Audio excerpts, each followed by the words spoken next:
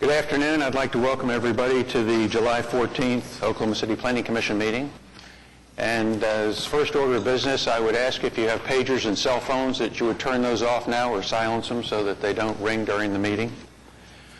If you are not the applicant and you want to address us on a case and you haven't already filled out one of these little sheets, they're on the table outside the chambers, and if you would complete it, turn it into our secretary, we'd be happy to hear you. And with that, we'll go to approval of the minutes for June 23rd. Move approval. Second. Okay, we have a motion and a second to approve the minutes. Cast your votes. And the minutes are approved. Understood. Continuance requests. Russell? We have a number of uncontested requests for continuance. Items 16 through 22 are a request to continue until August the 11th. Item 23, this is a zoning code amendment request to continue until September the 8th. That's items 16 through 23. Did anyone come down today to talk to us about items 16 through 23 on our agenda? Move the continuances as read. Second. Okay, we have a motion and a second to approve the continuances. Cast your votes, and they're approved. Are there any continuance requests from the public today? Okay. Go to items for individual consideration. Russell? First item is item 1, C6292, which is a final plat of Callaway Cedar Forest Estates in Ward 7. Mr. Chairman, members of the Commission, Brian Kuhn with Kuhn Engineering representing the applicant. This is first phase. The Callaways on this property live on the lot immediately north of this lot that is first phase. What our intent is to get this lot online, sell it, so we can have some funding to get into the new future phases. On the technical evaluations, I agree with the first four. I've got the reports here for the testing of the water and the quality and the quantity of the water. On number 5, just asked that one be deleted. The survey that was prepared by another firm prior to us getting on this case showed an easement. It's actually not on this lot. It's abutting this lot, but it's not an easement. It was actually a quarter of a quarter line in a surveying term, so it's really not an easement. It shows as an easement on the survey, but after a lot of research, it shows that it's not an easement. So we don't. Again, it doesn't affect this lot at all. So I'd like to delete number 5, and we agree with the other 4. Okay. Any other discussion, Commissioners? No one signed up. I had a question. The staff report indicates that a sidewalk will not be provided along Coltrane Road due to the rural nature of this development. Is that our policy, that we don't do sidewalks in rural areas? And how do we decide what's rural and what's not when it comes to sidewalks? Russell?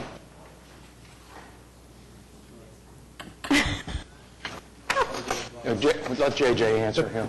The PUD itself doesn't require the sidewalk, and generally rural residential plats don't require sidewalks.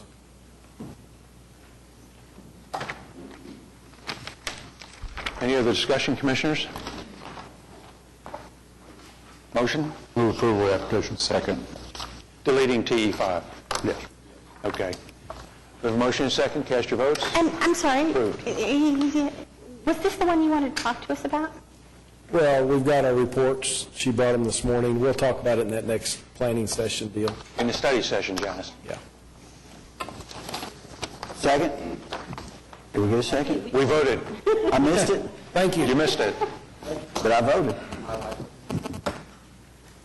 Item 2 is SPUD 619, an application by Rob Holloway with RNH Design and Development to rezone 14313 North MacArthur from PUD 1142 to SPUD 619 in Ward 8. And your name and address, please. Rob Holloway, And address. 1100 Kingston Boulevard. Thank you. And what you're proposing is internal to the church? Yes, sir, it's within the church. It's a 693 square foot area in an existing courtyard. We're going to enclose that, and it will become a repository for ashes. Okay. And you're not making any other changes to the No, sir, no existing changes to the CUD. building We're just whatsoever. adding that one single use for the columbarium. Yes, sir. No one signed up. Move approval of the application. Second. A motion and a second to approve item 2. Cast your votes. And it's approved. Thank you. Thanks, guys. Item 3 is SPUD 618, an application by Criscott LP to rezone 905 Northwest 64th Street from I-1 Industrial to SPUD 618, Ward 2.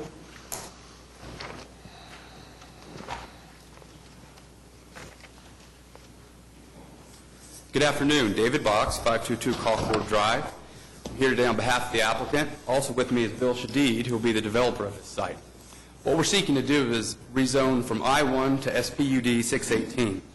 When we looked at this site, it's extremely narrow, and although it's already zoned I-1, which would allow for the use that we want to do, we wanted to address some setback issues and to allow us to build a building that would more functionally work on this site.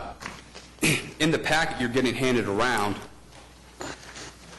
the first page you see is our site plan, and one of the technical evaluations, number 3, discusses the northern portion of the building. Initially, it encroached into the easement that you see on the top of it. We altered the building to have that notch so that we're not encroaching any longer, so that TE has gone away.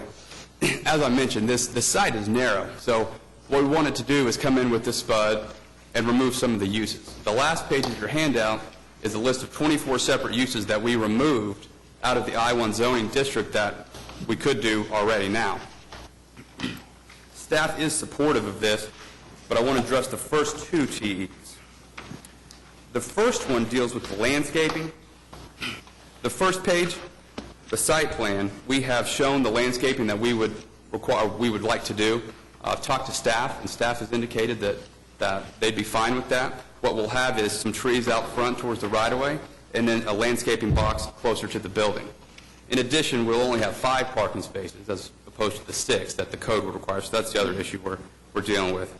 The second TE deals with the property to the north. In your packet, the second page shows, it's highlighted in yellow, residentially zoned property. That property is vacant, it's not developed, and the way that this site sets up with the surrounding sites, there's a lot of industrial around there, it's not likely that it will develop residentially. What we are willing to do is put an amendment in the SPUD that if it ever develops residentially, we will come in and then provide site-proof screening.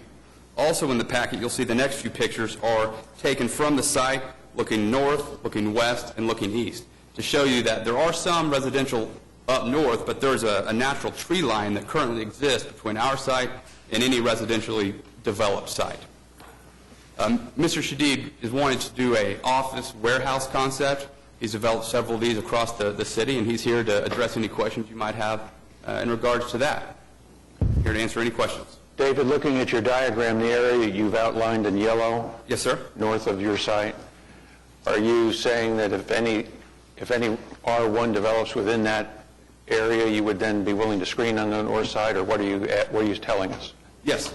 If anything develops in that area, we'll be willing to screen. Okay, so we'll put a TE into that effect, or amend TE number 2 Yes, to describe that boundary. If a CO is issued in that area, then we're more than happy to screen. So it's certificate of occupancy issue? Yes, sir. All right. That's fine. Are you willing to add a TE that you'll preserve the existing tree line that's there, since it's really the screening that you have? Can you commit to that? That's not our property. The existing tree line is north of us. Oh, it is? Yes.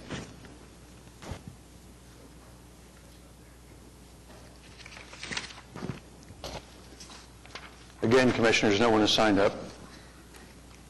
Mr. Chairman, I'd move approval of the application amending TE2 to just add if and when residential development occurs to the north. Well, it says it already provides site proof will be provided to the north. And I think if we just add if and when residential development occurs, that would cover that, and then delete TE3. How do we define that area? It's defined by the boundaries in yellow on the depiction we've got here. But how do we make sure that that becomes part of the record, so that if the certificate of occupancy is issued in that area? we just did with TE. I'm thinking more mechanically. How will that work? Well, JJ can answer that. We'll make his drawing an exhibit of the PUD. Second. Okay, we have a motion and a second to approve item 3 as conditioned. Cast your votes. And it's approved. Thank you. Thank you. Item 4 is C-6287, the revised final plat of Westgate Marketplace, Section 11, in Ward 3. Good afternoon. Chris Anderson with SMC Engineering representing the applicant. We've read the TEs and agree with those. TE number 3 has to do with a variance request, and this is the same variance that was approved on the earlier version of the plat. So just request your approval. Okay, again, no one has signed up, Commissioners. Underlying zoning's industrial. Move approval of variance on number 3. Okay, I have a motion and a second to approve the variance to TE3. Cast your votes. And that's approved. Move approval of the application. We have a motion and a second to approve item 4. Cast your votes. And you're approved. Thank you. Item 5 is C-6291, which is a final plat of Premier 2 Edition in Ward 3.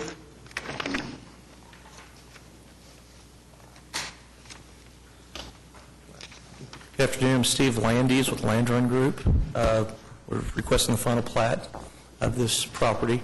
Had originally submitted it approximately a year and had been approved by this a couple years ago with this board to do a 4-lot subdivision.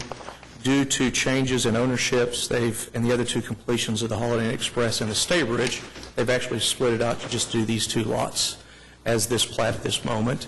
It's already gone through Scenic River the Scenic River Overlay Committee meeting last Wednesday or Thursday, and just requesting approval. Again, we have a variance TE3. No one has signed up.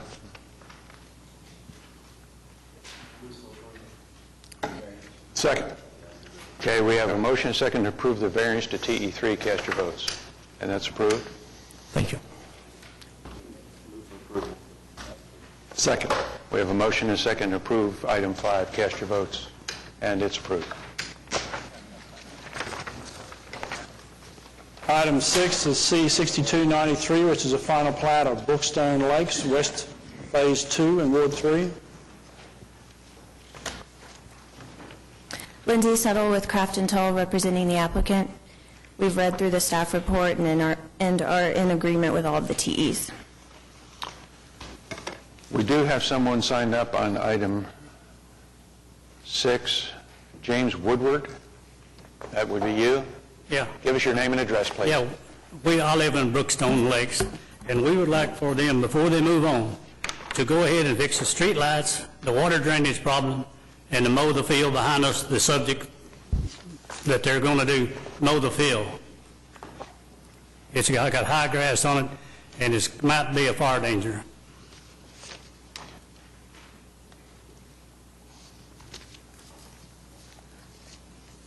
I'm not sure I understand where you're talking about specifically.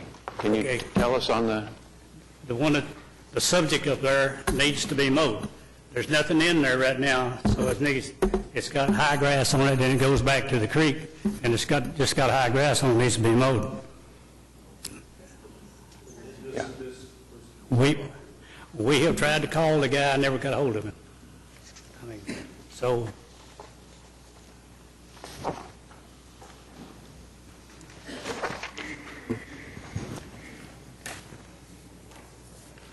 Well, Ms. Settle, can you get your client to... Yes, they're planning on moving forward with this fairly quickly, and we're in the process of getting our stormwater permit, so he'll get out there and clear and mow it. Okay. And how about the vegetation along Southwest 29th? Yes, he is going to be taking care of that. And he mentioned street lights. Which lights were you referring to? They put in street lights, but they don't work. They ain't hooked them up yet. Within the neighborhood? Right. Okay. Yeah, the one on 29th Street that brings into Brookstone Lakes West, there's a big light up there. Okay. It's just up there. And there's... How do we deal with that issue? I don't think that's our issue at all. That's not, you can't. It's not a land use issue. It's not a planning commission issue. Yeah. Yeah, that's, I will pass all this along to him and talk to him about everything. all right, thank you. No one else has signed up, Commissioners. Mr. Chairman, I have a oh, go ahead.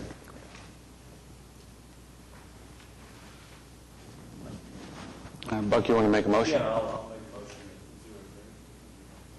I'll make a motion to approve that. Second. Well, before we vote, I've got an issue with the way that this is designed, and why isn't there, look at my question, just as there is access to common area A on Brookstone Lakes West Phase 1, why isn't there an access to common area A from this particular portion that you're seeking approval on? The portion that backs up right to the common area right now is in FEMA floodplain, and we're having to go through the process with FEMA to pull it out before we actually are able to develop it.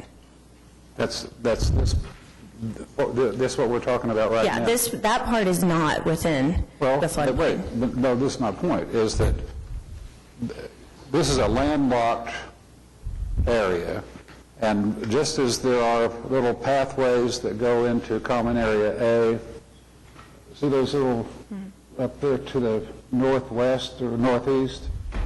Why don't you provide that in a lot to get to the common area on this particular area that you're developing or asking approval of?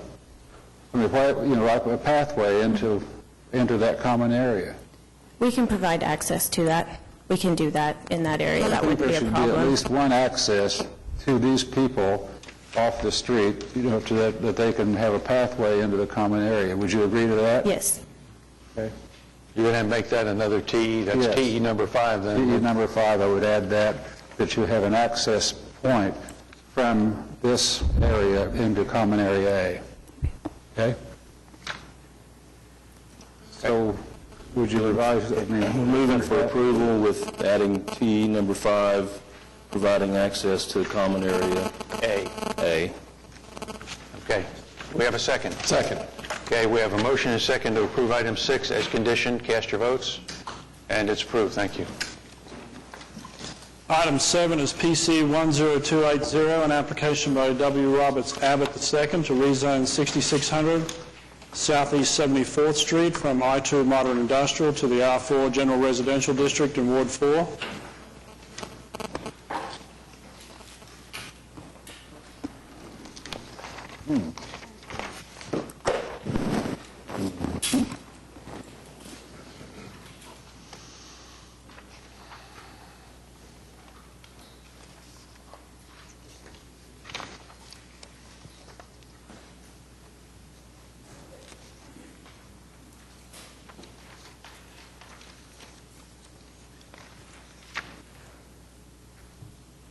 Good afternoon. David Box, 522 Colcord Drive, here on behalf of the applicant. Also with me today is Dick Tannenbaum, Stephen Tannenbaum, Larry Cody, and Mr. and Mrs. Abbott. Can everybody see the billboards?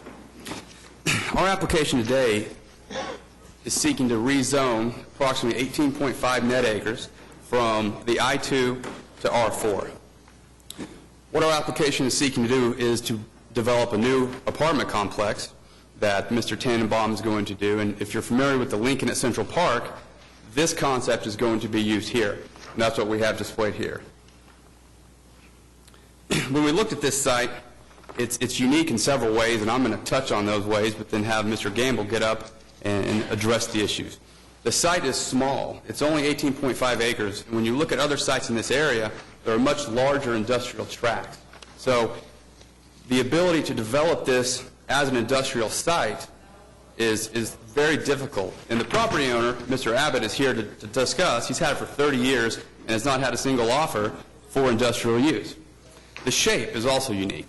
It's shaped rectangularly. Now, why that's unique is because it further hampers the ability to develop this with a big industrial tract that the city wants.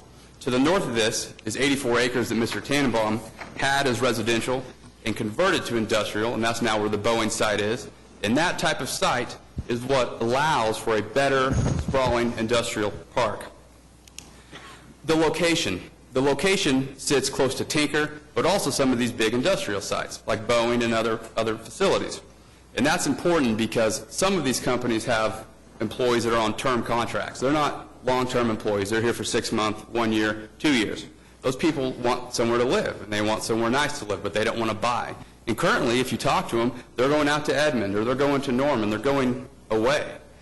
This will allow an upscale facility that's not currently in the area and a place for those people to live. The desire for this type of facility is here. There's just nothing out here yet. There has been some concern about noise and its close proximity to 240. And to that, I would submit when you go to cities all over this country, especially bigger cities, you see high-end, upscale residential all over highways. In Dallas, you have upscale apartments all up and down 75, 635, and 35. Even here in Oklahoma City, in downtown on 235, you have The Hill, you have Block 42. Part of this, and if you see the hashed line on what's on the screen, part of this site is in the AE2 noise zone, and as part of that, in our build-out, we will have to have noise attenuation measures, and that will happen. So the fear of noise isn't there. There is a concern, and it's a valid concern, that we save industrial parks now, or industrial land to develop. But as part of that, we have to make sure we're preserving the right piece of industrial property. As Mr. Gamble will explain, this site has limitations. It's landlocked by 3 streets, and on the other side, it's landlocked by developed. So you don't have the ability to expand to allow for a bigger industrial use. As part of the staff report, there is concern about not being in conformance with this area and not be a residential not appropriate for the area. What I've done on this board, the orange represents the subject site. Everything you see in yellow are properties that are either zoned R1 or this is zoned PUD that allows residential. So we would disagree with the staff's position that residential isn't appropriate for the area. There's residential all over the place. What there isn't is an upscale, nice apartment complex for all the industrial users nearby. One other important consideration that we looked at when we were going to develop this site is Tinker. That's a big concern. Mr. Tannenbaum, Stephen Tannenbaum, and Larry Cody will get up here and describe what they did to talk to Tinker. They had conversations, and Tinker decided that they weren't going to object. Now, they're not here to support, but I think we can all agree that if they had an objection, they would have no problem with voicing that objection. There was one protest letter, and I believe it's an individual to the west, and some of his concerns involved noise. And like I said, we don't think noise is a problem. Noise attenuation will be used. We're on a highway. Setbacks are appropriate, and noise isn't going to be a factor. There were also 2 support letters. The county commissioner for this district issued a support letter, as well as the property owner to the south that has all of this land. He's also in support of this. And with that, if there's not any questions of me, I'm going to let Mr. Gamble get up here and talk about the industrial uniqueness of this site. Okay.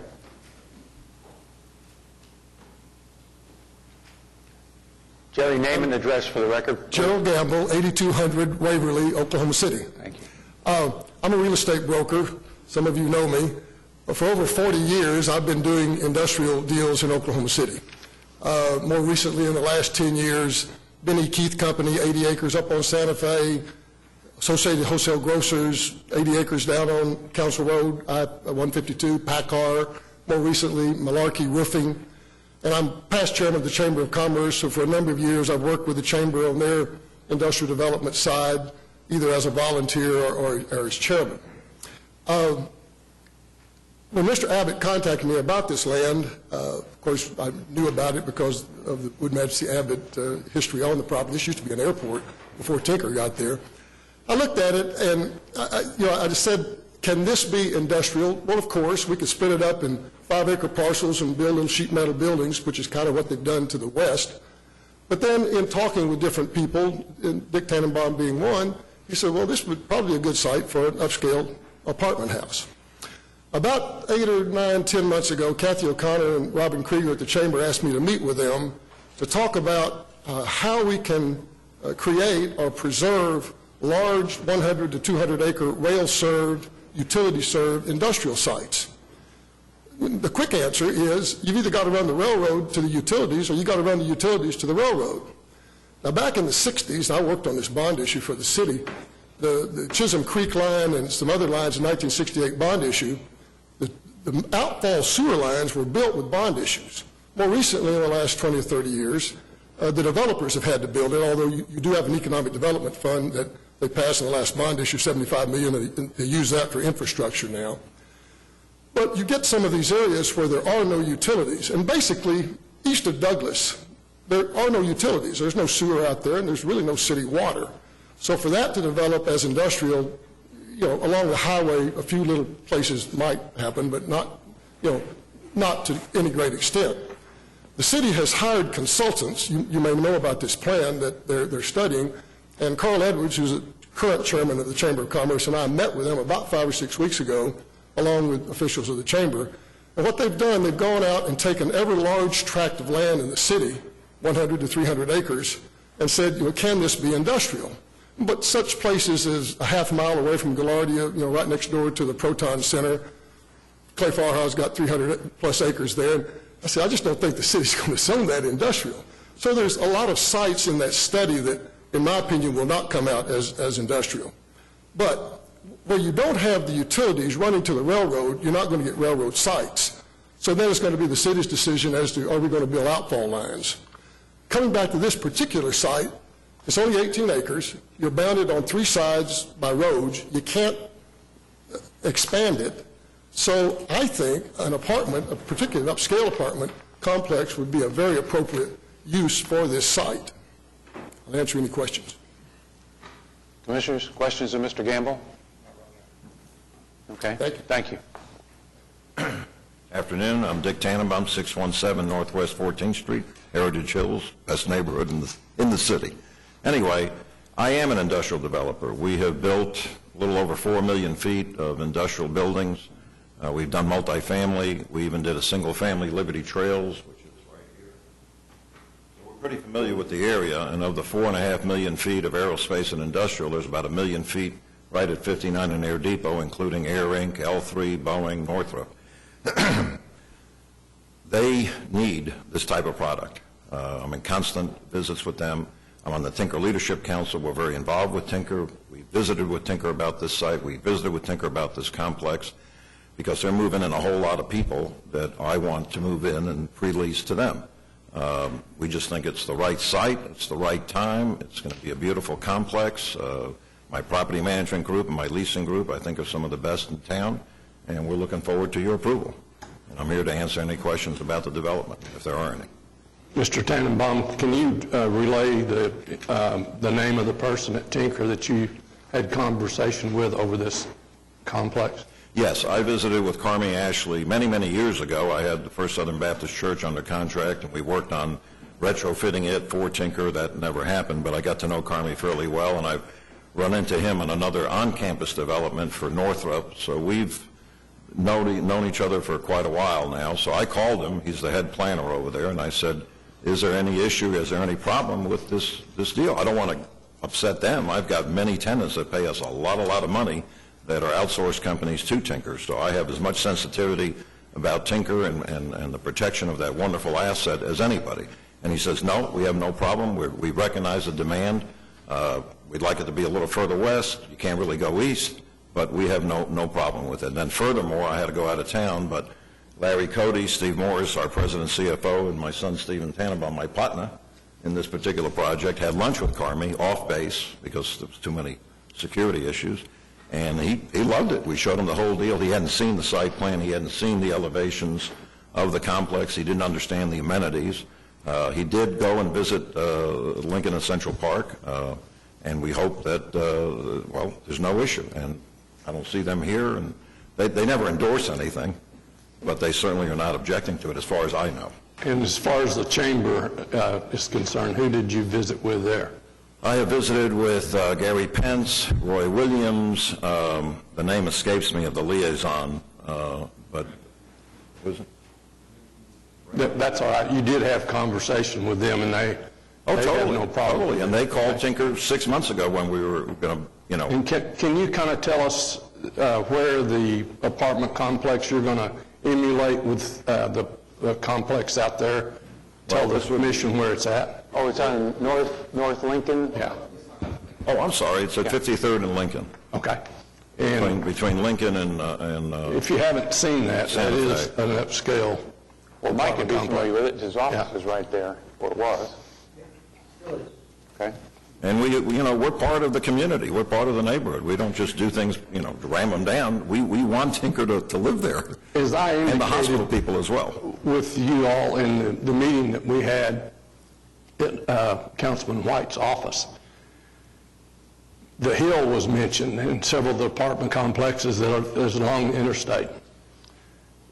When we allowed that zoning, of course, the buildings were built, and now it's my understanding that the apartment complexes are coming back and say, hey, can you help us with the noise that the interstate's generating?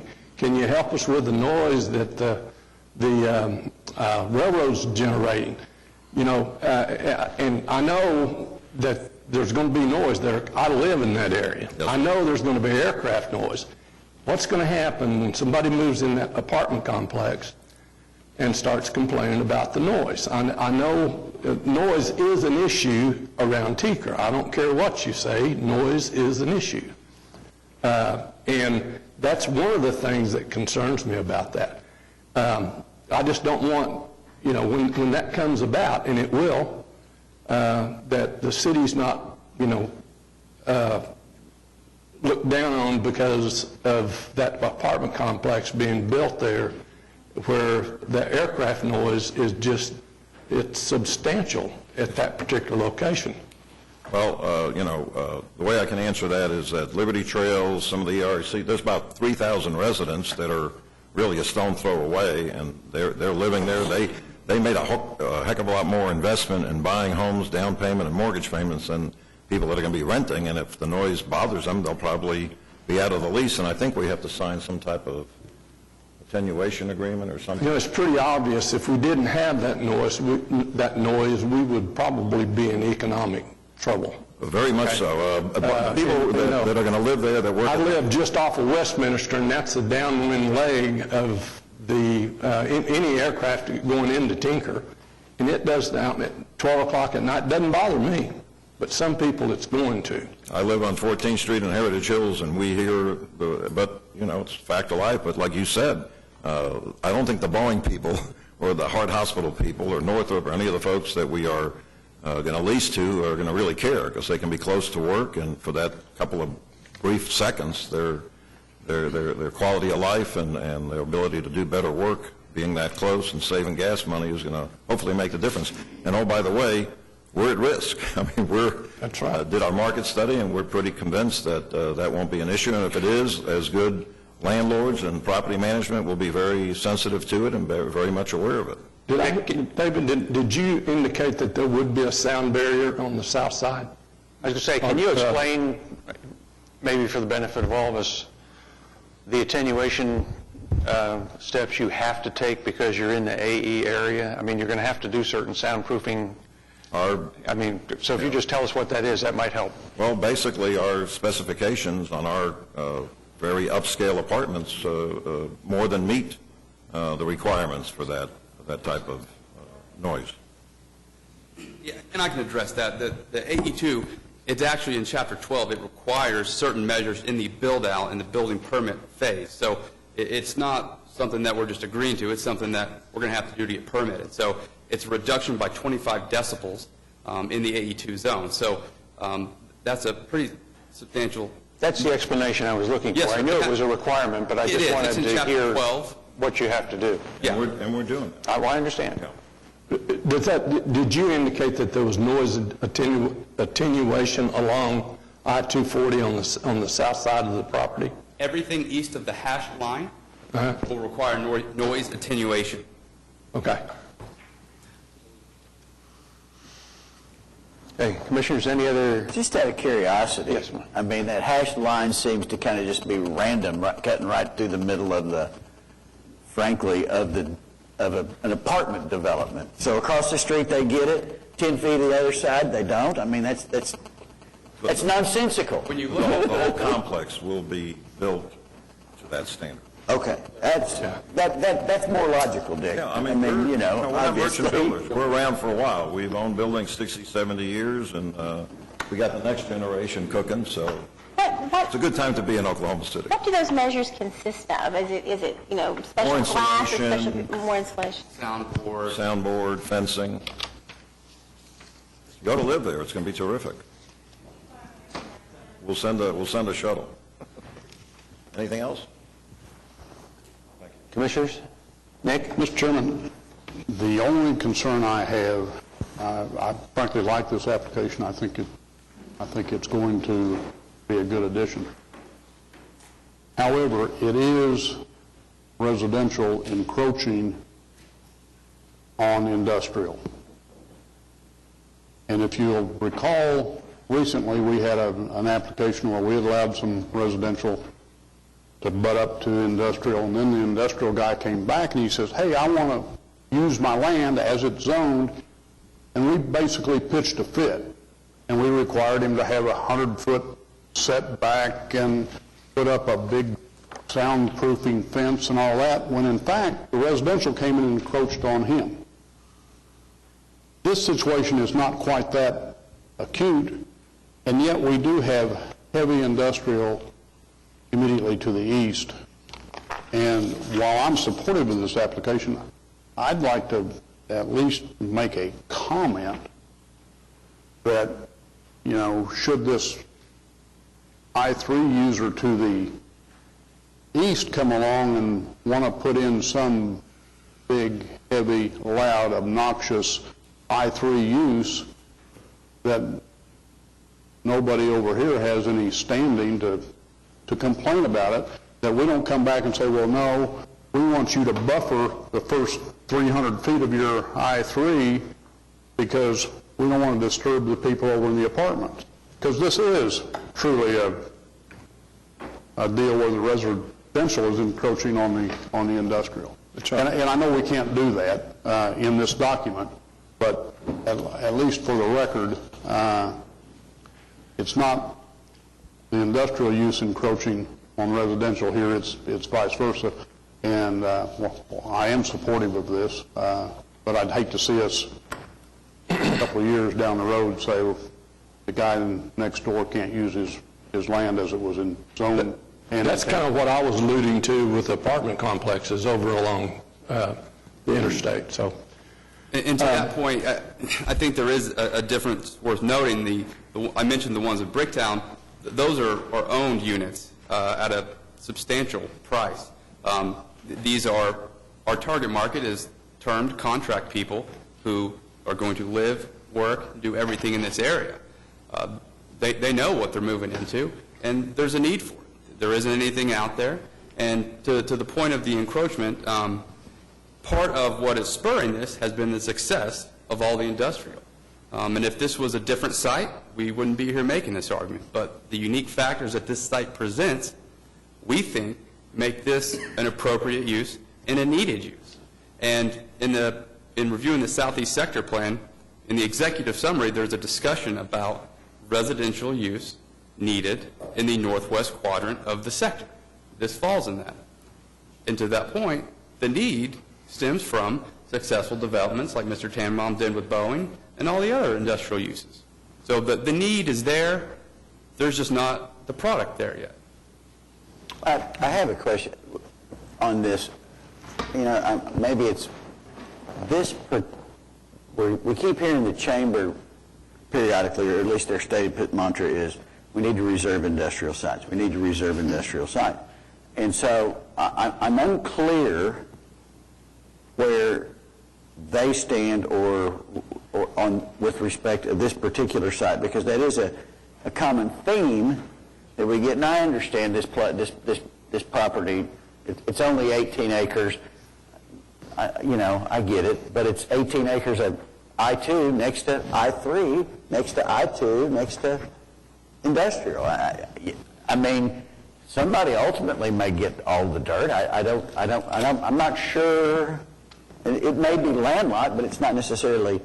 It's landlocked now because they don't control the tract to the west. So I'm unclear exactly the mantra, the logic flow there, because we keep hearing we need to reserve industrial. This looks like a place to reserve, but not this site.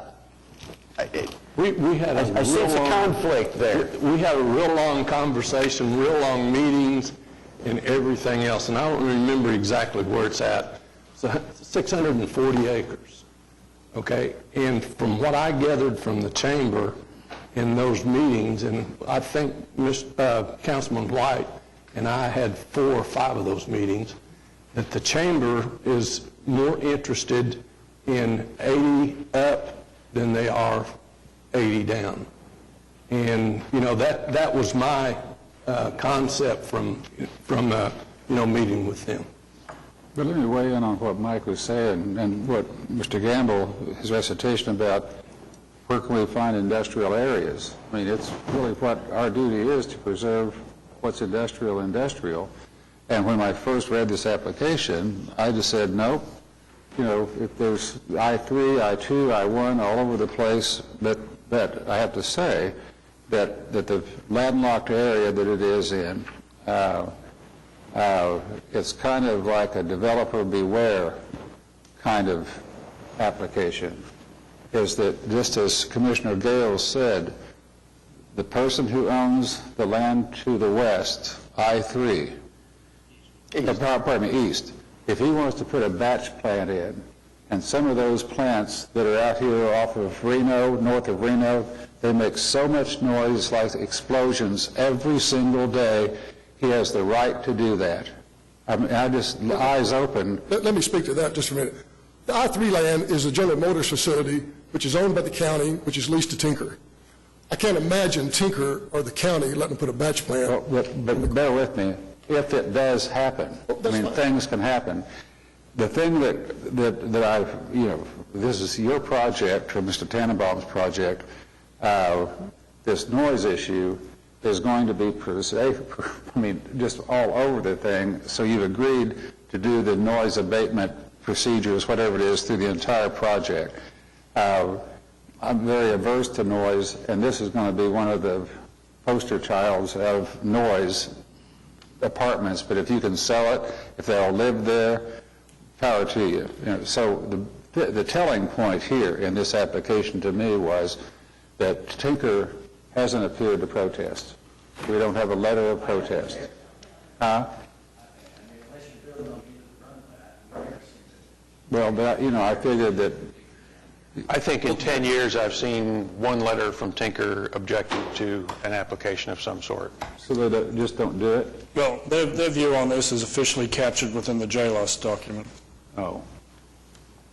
Well, but at any rate, I would, like Commissioner Gales, I'm not going to vote against the project. I'm not necessarily unsupported for supported one way or the other. I'm just trying to figure out where the break lies, where it works here, it doesn't work here, it works here, it doesn't work here. Because, I got you, Mr. Gamble, just a sec. Is that it's kind of a notion of we're starving for industrial. And so I'm curious as to where we get to it in this. And again, not speaking necessarily of this particular application, but I think it's a consideration that we keep hearing. And Jimmy, it's prevalent in your ward as much as anybody. We don't have much industrial in Ward 1, large tracts, or even 18 acres. So, I don't know. Just one comment regarding industrial land. In the master plan of Oklahoma City, out at Cimarron Road, near Cimarron Airport, all that land is designated for industrial. The problem is there is no sanitary sewer there. I've talked to Kathy about it, I've talked to Robin about it, I've talked to Marcia Slaughter about it. At some point, the city, with I-40 on the north and an airport on the other side, there is water out there, will have to determine how to get sanitary sewer to that area. I've got a quarter section out there for sale right now. I have people that come by, want to buy 5 acres and put a house on it.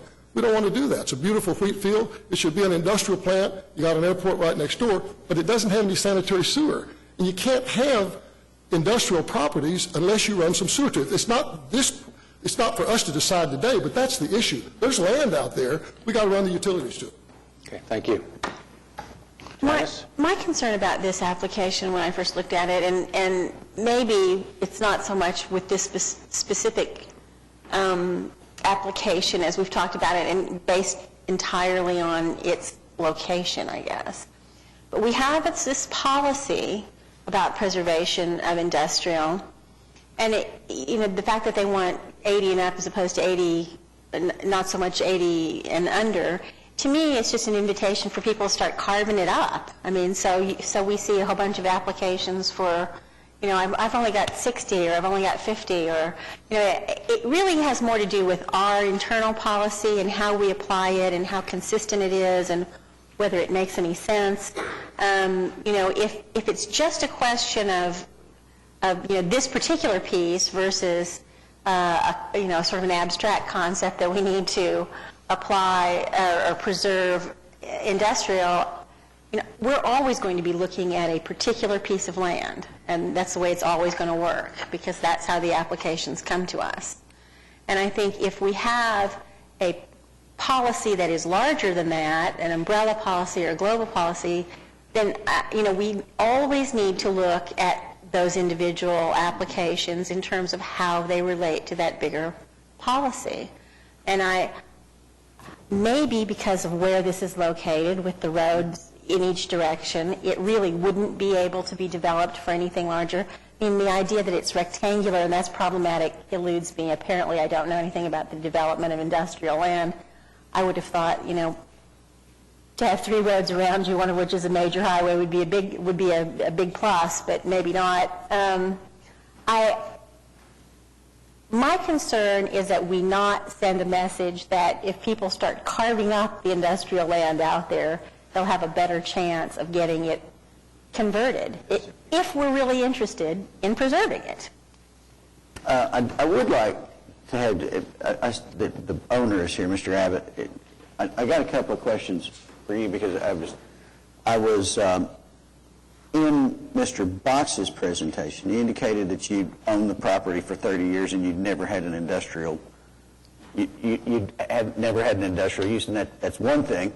But that presupposes that you'd listed it or tried to use it. So could you give me some insight into your endeavors with respect to that? Let me ask you first, Mr. Abbott, to give us your name and address for the record. Sorry about that. Thank you. Rogers Abbott, 101 Northeast 52nd Street in Oklahoma City. Thank you. I have only owned the property since 2004. I inherited it from my mother. But while my mother was alive, we attempted to contact people who might be interested in it. We didn't list it at that time. In 2004, I listed the property, all of it, and eventually sold some of it to Mr. Joseph Atkinson, who has the lower half of it, this part south of I-240. And Mr. Atkinson, we discussed the development of that, and I said, I think what is suitable and appropriate for that piece of property is that it be developed as residential property because it's in a residential area. And he did just that. My family's been involved with this property since 1953. In the early 80s, an individual wanted to rezone some property that bordered us on the west to a trailer park. We were against that. We organized the other property owners in the area and managed to defeat that. That property has since become a residential area. I'm not sure. Yes, it's this residential area right here. So we've always had an interest in how this property is developed, what it's going to look like to future generations. And when Mr. Tannenbaum came along with his idea, I thought that it really fit very nicely. But to get back to answering your question, I listed the property in 2004. I have not had a single offer or contact, interest of any kind from any industrial buyer for any industrial purpose. The only contacts I've had have been like Mr. Tannenbaum's contacts. And that's why we came up with the plan that is now before you.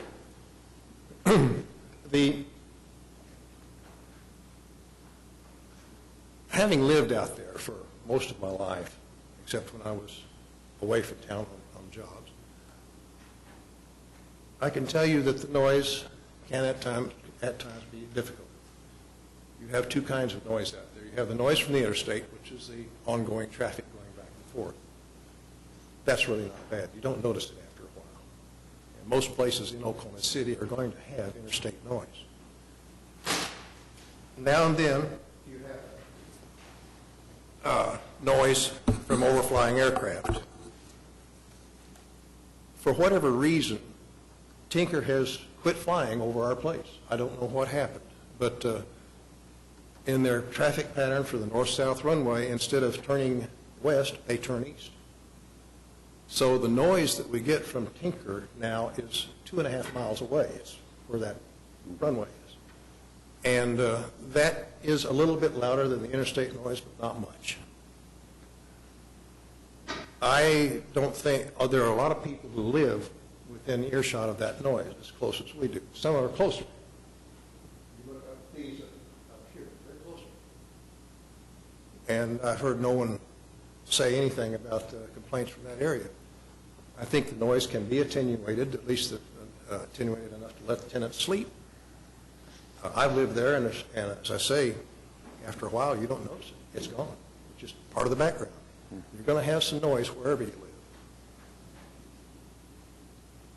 I guess my primary point is this. When you are a visitor coming in from out of town, and you're going to have to work up in this Tinker industrial complex, if you get off the interstate and the first thing you see is a tin building, that's not very interesting. If you get off the interstate and see a set of luxury apartments, that's something else again. People that bring industry into this state, they bring in their top people. They bring in professionals, engineers, people who are used to living well. They don't know their way around the city. If you give them a place where they can do their temporary stay here in Oklahoma City, in a luxury apartment, then I think that will go a long way towards attracting more of the type of business that Oklahoma City needs and wants. Now, any other questions? Thank you. David, I've got one last question. Yes, sir. Are you aware of the comment under staff recommendations?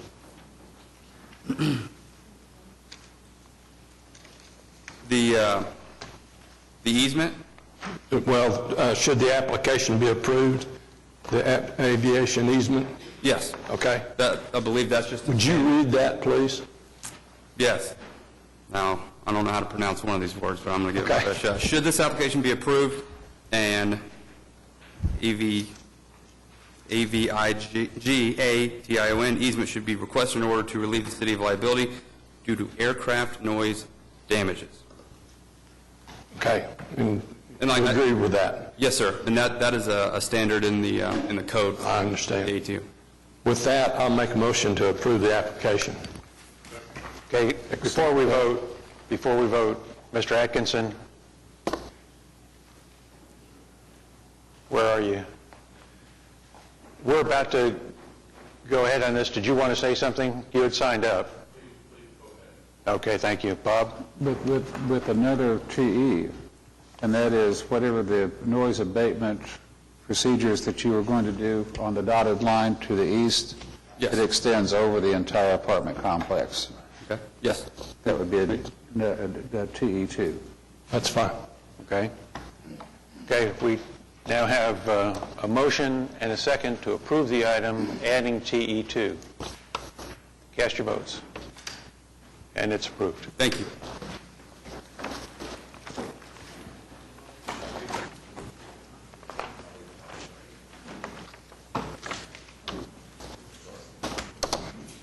There's no way that wasn't going to Oh, I know.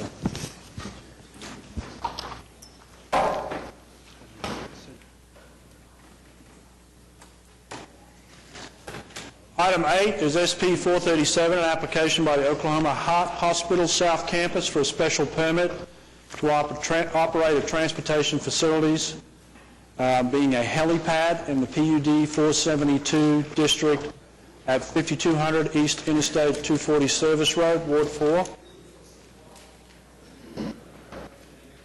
Hello, my name is John Austin. I'm at 12417 Jasper Avenue, Oklahoma City, Oklahoma. I represent the applicant here, in this case, Oklahoma Heart Hospital. So I've read the staff report and am in agreement with its entirety. The Heart Hospital opened, as you may be aware, about 18 months ago, January of 2010. And from the first week we've been open, we have been receiving flights into the location, into the campus, to service the patients in the facility. In May of 2010, we began the exploration process of determining the formality of making this more of a permanent fixture. And so here we are, fast forward a year later, and we're here for the special use permit to allow the installation and construction of a helipad.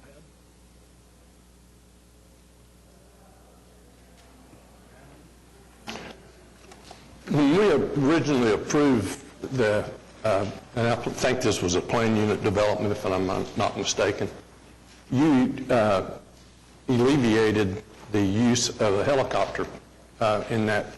What's stimulated the necessary use of the helicopter now? Yes.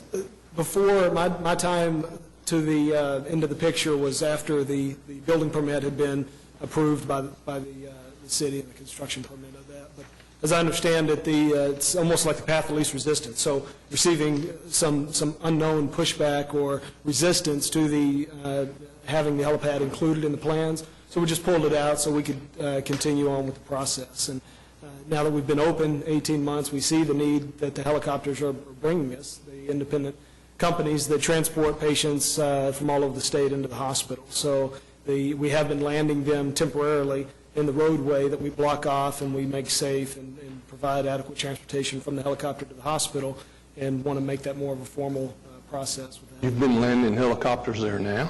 We have been, yes, sir. We have been from the... Even with that you wasn't going to use a helicopter at the site? Well, initially, that's right. There was no plans. There is no helipad out there on the site. And when you have folks bringing you in, you say, well, can we land with Tinker? And we actually talked to them about looking at the 3M building out there. That was the closest place adjacent to the hospital that we could then transport from there, to the hospital. And but we have been landing on site on the road and on the property of the Heart Hospital. Is there a specific flight pattern that if the helicopter pad was approved, is there a specific flight pattern that you would maintain? Yes, sir. Yes, absolutely there is. And that was submitted in the packet to the city, but we would like to request that the flights be brought in from the north and or the west or southwest, staying away from the residential areas. And FAA has approved that in addition to minimum altitudes that they would fly over in the event that they would have to come in from the south on the rare occasion. But the request has been from the north and from the west, and they've approved that request. Well, you've got a residential area to the west also. Yes, sir. There's a green belt between, I'm not sure the exact distance, but between the hospital west is actually due west. You're almost a good 3/4 of a mile with no rooftops due west of the hospital. Well, but I'm not quite so sure that that's that far, especially with the new subdivision that has been added to the east of the subdivision that's existing there right now. And I think you're kind of close with that. And it looks like to me that you probably could make all entrances and exits as far as the flight path goes from the north. You could fly north of 240 and then fly directly in south to the hospital and never go over a residential area. That might be a consideration that you want to take a look at. Okay. Mr. Austin, I'm a little taken aback that you're flying helicopters in and out of there in violation of the original zoning that was granted you. My understanding on the temporary nature, if there is such a beast, temporary permit, temporary nature to land a helicopter without the special use permit fully enforced. And how long have you been doing this? Well, we've been doing this since we opened in January, and we started the process in May of 2010, 5 months after we opened, with the FAA to start there and work our way forward, culminating to where we are today with the application through the city. Well, I have that bothers me. I think that's a little evidence of... I'm going to bring up a subject that probably shouldn't be brought up under this item, but I'm going to bring it up anyway. And if I'm out of order... Go right ahead. Okay. Take your shot. We've got a problem in front of the hospital. We've got a public road that is a parking lot. There is no easement across the hospital property that allows that public road to be connected on the west or the east. When you go down that frontage road through the parking lot to the east, you go through the parking lot. And y'all have put speed bumps up, and you've put 15-mile-an-hour speed signs on both ends going to the west also. And I'm not so sure I need to say this, but I'm going to say it anyway. It was my understanding that that was known, that that was a problem during the construction phase of the hospital, and y'all decided to proceed.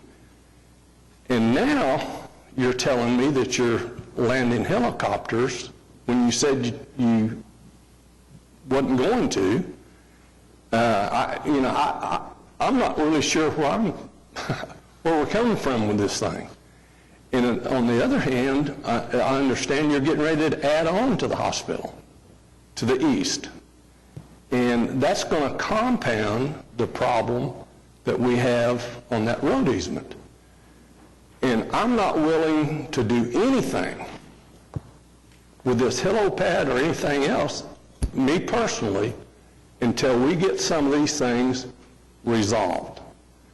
And, you can continue, I would vote no on the helicopter pad today because of the circumstances that surround that hospital.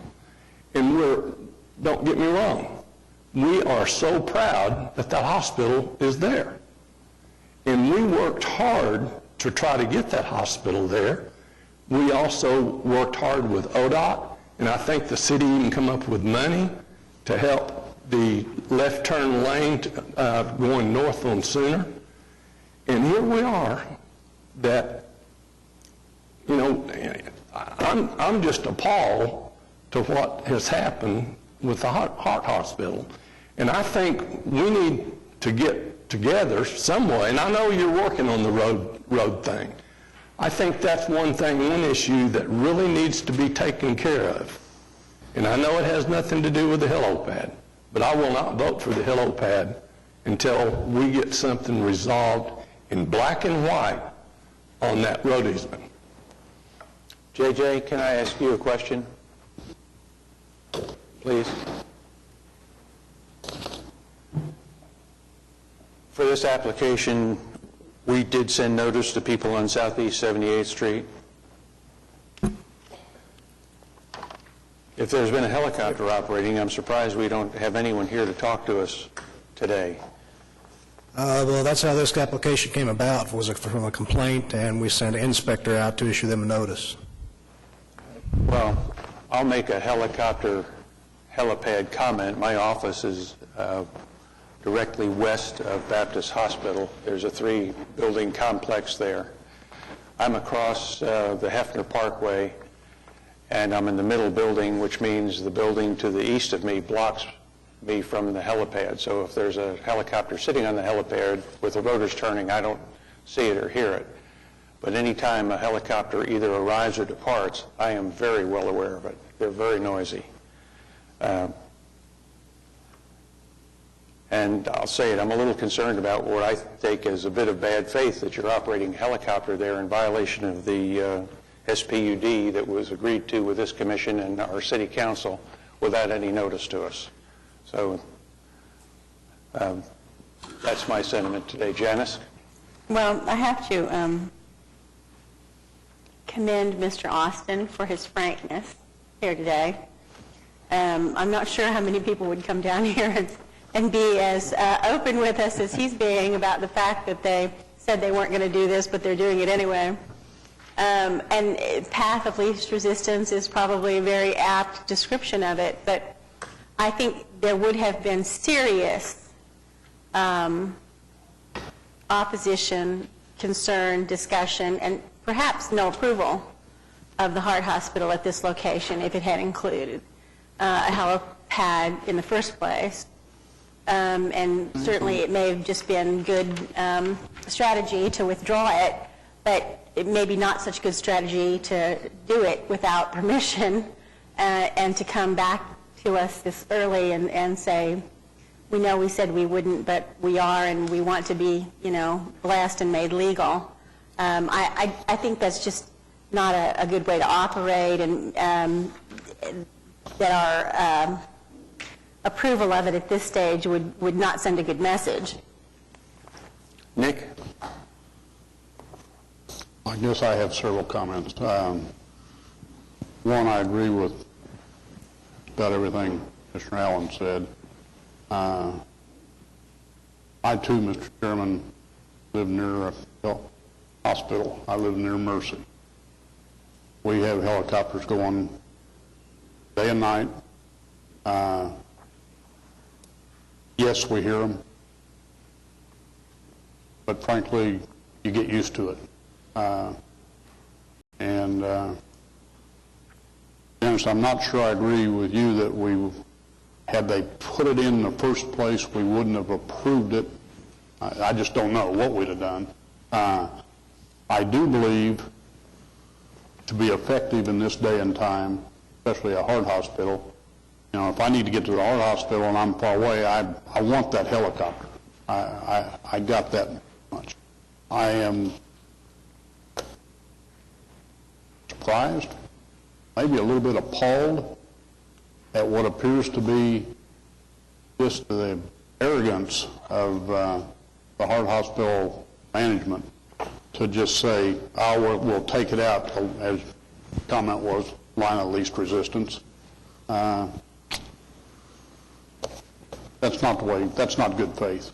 And, I think you need to probably take this back and do some rethinking and talk to your neighbors and find out what's going on. And I don't know what that does to your temporary FAA permit, but I will tell you, I don't think you're in compliance with your zoning.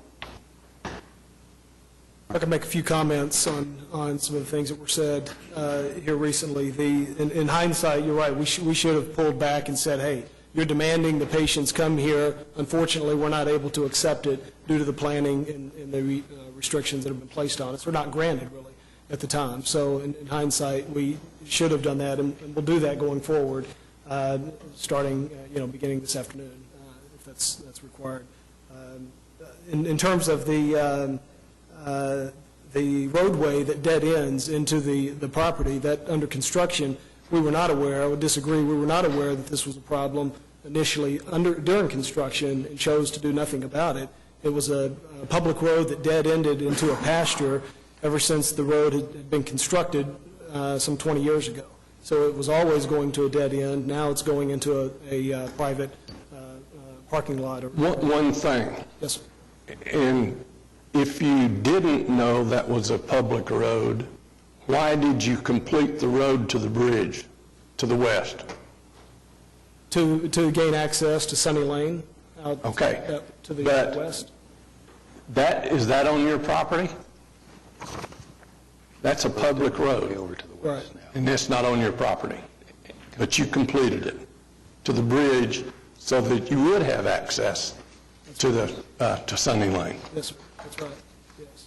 And working with Cardinal Engineering was a civil engineering firm that we used on the project, and trying to look at ways to minimize or reduce the traffic that's going through there. We did notice that was an issue quickly after we opened, and folks were using it as a shortcut to get through on to the other side of Sooner. And so hence the speed bumps and the stop signs and things of that nature, wanting to make sure folks were safe on our property. They're coming right through at high rates of speed, school buses, delivery trucks, everything you can think of going through there. And you have the patients walking back and forth, cars in the parking lot, backing up and things like that. So we wanted to make sure folks were safe. through the pass-through there. In terms of the folks that live to the south of us on 78th Street, did receive a letter in protest. It was sent to the city opposing the helipad. They outlined, I believe, 3 or 4 items that they were concerned about. We met with them at the hospital and was able to review all of the concerns that they had. And at the conclusion of the meeting, they understood, based on a set of caveats, that, okay, if you set to this prescribed flight path and altitudes and things of that nature, we have no problem with the helipad. Similar to what Mr. Gale said, having a heart hospital there, having the ability to receive helicopters in from around the state is important to them. So subsequent to that, a letter was sent in to amend the opposition letter from the homeowners association that lives to the south of the hospital. So they are in full support of the installation. We haven't received any of those letters. There's one in our packet. Yeah. But not in support. It's not in support of it. Let me say this. I would be the first one to want to be on a helicopter if I needed to get to that heart hospital. Okay? I think it is an asset to the heart hospital. I don't see how you started business without a helipad. And I think you need one. But until we get some of these other things resolved, like I said a while ago, and I'm really, really proud that the heart hospital is there. And I want to do anything I can do to help the success of that heart hospital. But the heart hospital has to be, it's a two-way street, okay? And we need to get some things resolved. And I'm going to recommend, if, with your permission, to, I don't think you want to withdraw the application, but maybe you want to rethink, and like Commissioner Gale said, maybe we want to go and visit with these people that are protesting and come back in 30 days and rethink your traffic pattern, your flight in and flight out. And I think you could do that very easily to the north, strictly to the north. And so I would recommend that we delay this until the next, is that 30 days? Our meeting in August is what date? With your permission to do that. There was a letter sent out yesterday afternoon to a Josh Wilson, I believe. I'm not sure who's, is that Chris Wilson? Obviously, after the, right before, from the Property Owners Association. And so, is this gentleman with JJ? Is that the one? Well, our next meeting is August 11th, and it sounds like there's, all right, Nick, go ahead. You want to say something? One more question. It's my understanding, and this is, no one really told me this, it's an assumption. I'm asking for clarification and confirmation, that the management of Heart Hospital South and Heart Hospital North is common management. Yes, that's correct. And it's always been common management. Yeah. John Hardy's their CEO, I think. If you all recall, when we heard the application for Heart Hospital North, there was a great deal of discussion about how helicopters would approach, whether they'd go over the greens, and that sort of thing. So management was well aware of it. I know you weren't there at the time, but certainly management was well aware of what they were doing. And again, talk to your people and see what you can come up with. Just an observation, sometimes hospitals are built in goat pastures, like Mercy when it was built. No other residential area was around at all. So if there were helicopters there and people built houses near there, so what? They knew what they were getting into.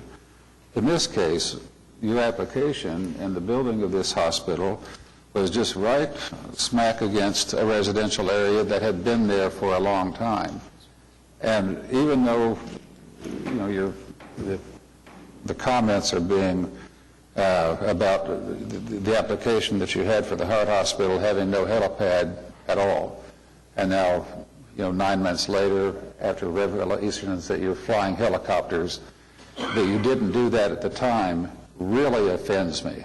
I mean, it just really offends me on who thought they could get away with that. And then all of a sudden I have this letter in the packet.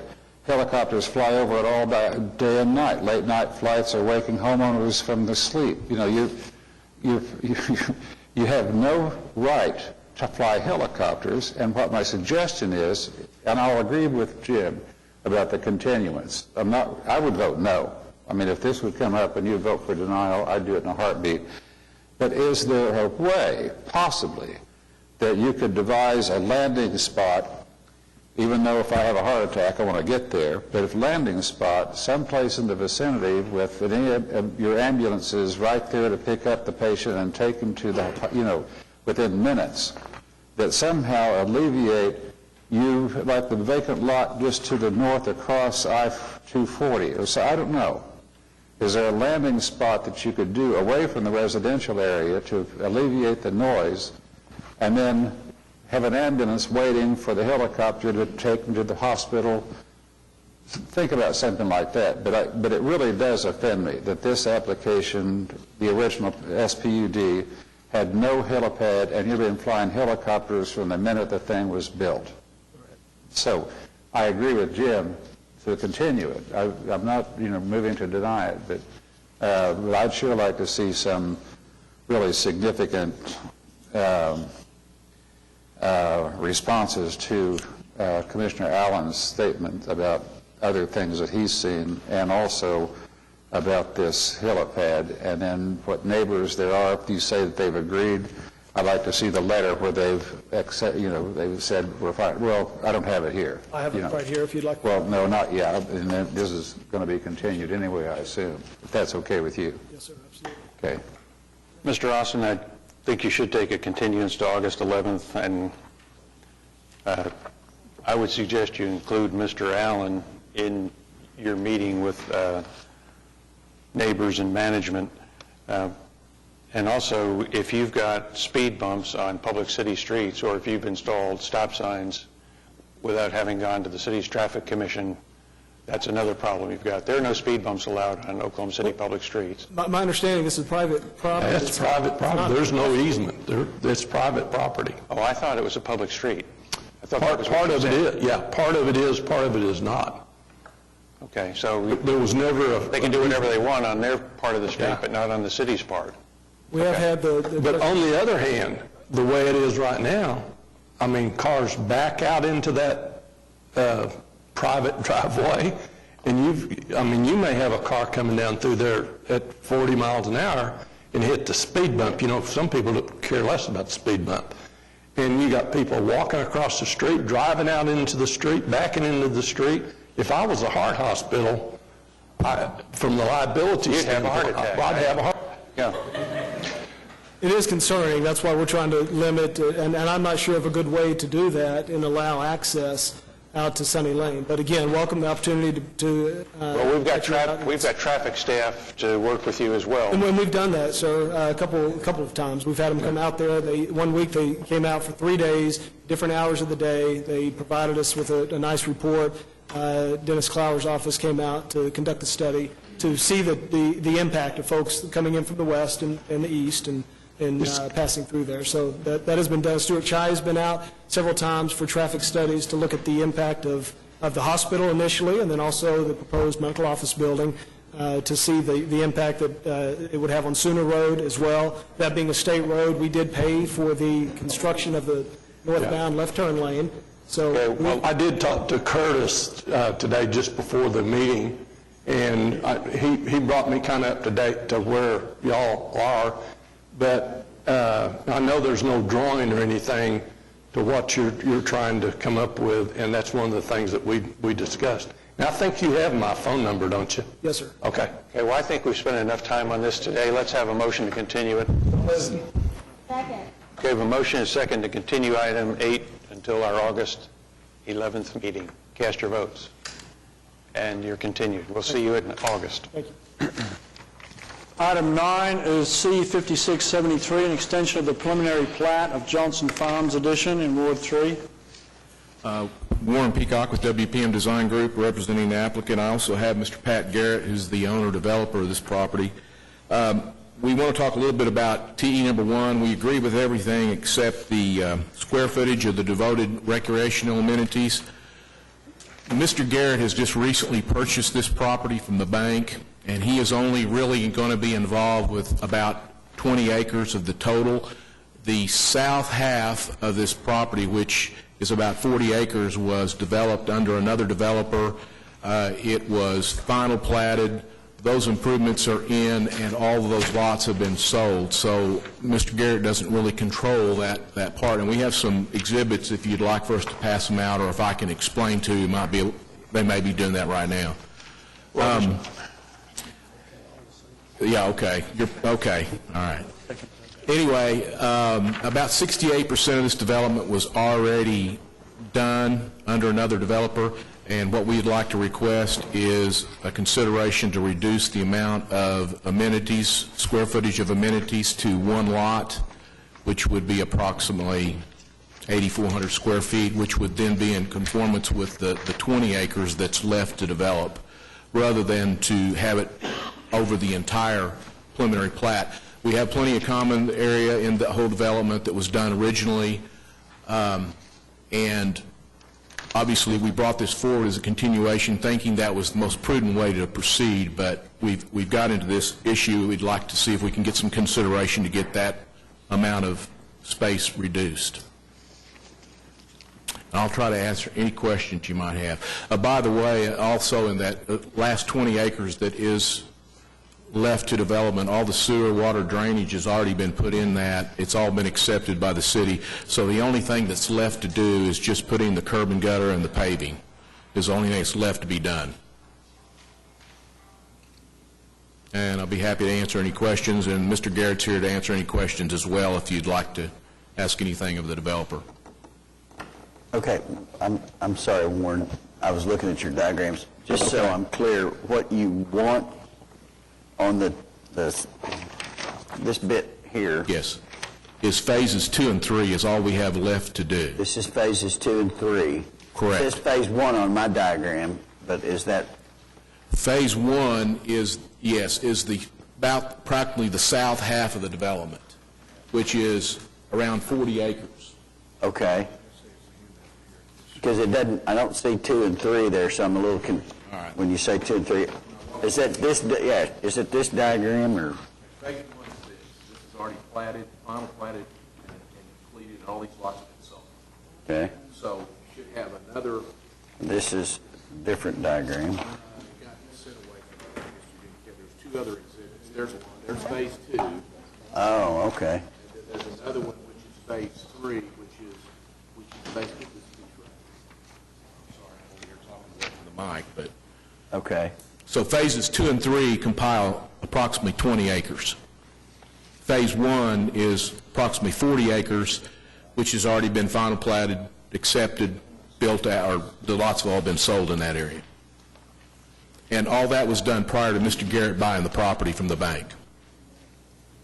What is it you're asking for? Well, they're requiring the amenities, square footage of the amenities, recreational amenities based on the entire 60-acre preliminary plat, and we'd like to have that reduced to one lot, which would be around 8,400 square feet instead of the 25,000 square feet that the staff has recommended. And we're doing that based on the last 20 acres of the development that is left to be completed under this developer. So that's what we're actually requesting, is the reduction of the requirement of the amount of square foot of recreational amenity space from 25,000 down to one lot. And because the other 40 acres has already been... It's been final platted and sold, and it's not really part of what... I mean, we could have come in with a brand-new preliminary plat, but we felt like this was maybe a more prudent way to proceed just for timing, just to go ahead and have this extended. So for the rest of the development, you're not going to get that amenity space because it was done before we adopted the new rules. It was, yes, prior to the new ordinance. It was, I just wanted to make that clear for everybody. So effectively, there's no amenities in the part that is already developed. correct, just common area. There's about almost 7 acres of common area. 7 acres of common. And that is where up there on that? That is that little finger that runs down the east side, all the way down to 44th Street. Now, that will be dedicated to the homeowner association, and they can still go in there and put in whatever they want to do with that once they own it. And so, How will they access that? yeah.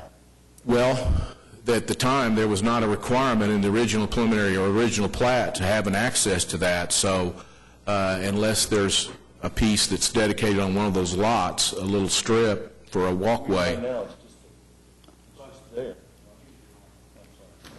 I mean, right now, it's just a piece of land, and there's no access to it, and there's no... Correct. Really, they won't be able to use it for anything. Not unless they have some type of a common dedicated area between the two. And that's also, isn't there a creek that runs through there or something? That's all floodplain, yeah. Yeah, that's part of Mustang Creek that runs to the east there, and all that's floodplain. And then that part, I see CA on the east, see the common area there, and that part that has nothing, that's just blank, the notch out there. That's all private ownership. There's 2 other homeowners that own that property. Okay. They're private residences. Okay. So you couldn't get access across that land to that common area, and you can't, so the only way to get to it is if we at least put a walkway up there at the top. I mean, otherwise, I don't know. Well, We do not own that property. yeah, That's in phase 1. Pat? Oh, okay. that's our problem right now, yeah. Common area A. Pat? The only access to... Microphone, please. Yeah, I'm I sorry, am Pat Garrett. Yeah, okay. I'm And I sorry. live at 1705 East Hefner Road in Oklahoma City. The common area A there, the only access to that is from Southwest 44th Street. For us, that is the only access we have to that common area A. The lots in Phase 1 are owned by another company, and the private ownership of the area that's just white there in the middle is owned by another family. So right there, okay, I think I now better understand where, so to be clear, where it says Johnson Farms Phase 1, just to the right, and all those lots that kind of then go up and curve to the north, those are not owned by you, already developed and sold, and you got no way to access or get to that. Okay, I get it now. I understand. So the only way you could meet the requirements in this area, this new area, is you would have to include it in your... I have to take one of those residential lots and Right. turn it into a recreational area, which I'm willing to do, and give a playground on one of the lots in Phase 2 or Phase 3 there. Okay. And I'm not sure which one would be best at this point. Okay. Now I get the logic. It makes... We're tag teaming you. Well, I understand, but it's not such a gross disparity when you get to understanding the fact that you can't get to the area that's already designated. Pat did a lot better job at explaining it than I did. So what we want to do is amend TE1 to describe one lot, 8,000 square feet more or less recreational space. Yes, sir. In Phase 2? Or Phase 3. Or 3. Or 3. Okay. No one has signed up, Commissioners. Okay. Well, I'll move for approval. What'd you say we had to do to another TE? Just amend TE number 1 to reduce the required recreational space to one lot or 8,000 square feet, more or less. That's what I move approval for. Okay. Second. Okay, we have a motion and a second to approve item 9, amending TE1. Cast your votes, and it's approved. Thank you. Thank you all. Item 10 is SPUD 617, an application by William Choi and Greg Steele to rezone 317 Northwest 23rd Street from R4 HL District and Urban Conservation District and C4 Urban Conservation District to Urban Design District and TT District, etc., to SPUD 617 in Ward 2. Greg Seals, 6904 North Libby, here in Oklahoma City. There'll be absolutely no helicopters involved in any way with this. That's good. We're glad to hear that. Tell us a little bit about what you plan and how you would expect to use the lot to the north, which faces 24th Street. The lot to the north is already a parking lot, and we would just continue its use as the parking lot. And you're proposing basically a 4,000-foot building that's going to be a club. Yes, sir. A neighborhood bar, yes, sir. And live music venue. Yeah, bar, live music, no kitchen. So it's a club, basically an entertainment club. Yes, sir. And yet, you have all these other uses listed. If you want a club, and that's what you're going to do, why do we need animal sales and services, medical services? Might be a rough club, I don't know. No. But you have a litany of uses here, and yet I understand that the entire site's intended to be a club. Yes, it's. I don't know. I don't think it's 4,000 square feet. I think it's more along the lines of 3,100. Just the one address. Yes. Yeah. But I didn't put together that list. It was my understanding that those were uses that fall under the SPUD category. The only thing we'll be using it for, yes, is for the neighborhood bar. So there won't be a payday loan counter inside as there will be nothing other than Bob, you might spill a drink. What do you anticipate your hours of operation to be? 4 p.m. to 2 a.m. Closed on Monday. I'm not sure, JJ, what the north lot is zoned now. It looks like it's R4 and HL. I guess my question would be, if we're closing at 2 a.m. and people are filing out and starting up their cars next to residential structures, that might be disruptive. I understand it's an urban neighborhood. I know the area extremely well. Lived there in that general area about 27 years, so I encourage 23rd Street activity of all kinds. And as a city, we've been trying to encourage that as well. We're excited to be a part of the redevelopment. I'm just a little bit concerned about the impact. You've got residential to the north, to the east, to the west, and people coming out of the parking lot at that hour of the night. I welcome comment from other commissioners. Well, like you, I'm extremely familiar with the area. I've lived just a little bit north of that for years and years and years and years. And like you, John, I really do encourage development along 23rd Street. And if it's a club with bands, I think that's appropriate. I just think, that's okay. The two comments, one, Commissioner Gale's, way too many uses. And if you take care of all the uses that will, if you want to do a drinking establishment, sit down alcohol, eating, there could be a kitchen in there if you want to sometime. Those related to what you're going to do, and then delete the rest of them, I'm fine with that. But likewise, when you throw in on Northwest 24th Street, the parking lot aspect of it, those are multifamily housing generally throughout that whole area. As we keep on developing this city, that particular part of the world is going to be more and more dense with people because it's accessible to the amenities that are going on downtown, midtown, etc. There can be, for 15 years I hoped that there'd be development of that area, and it never happened, but because of what's going on now with the MAPS program and all the development happening, and then the 23rd Street landscaping that went on, there's really an opportunity there for good quality housing, some of those places to be retrofitted and redone, et cetera. I don't know how you can control that aspect of it other than have the requirement that there be some sort of security personnel on hand at all times during the time that you're open, during the time you're closed, and particularly after you're closed, that you have that Yes, part, sir. that'd be part of the application. I've met with the Jefferson Park Neighborhood Association, and that is one thing that I told them that would be absolutely crucial to us, because we want to be good neighbors first and foremost, is that we would have someone on site monitoring that north side.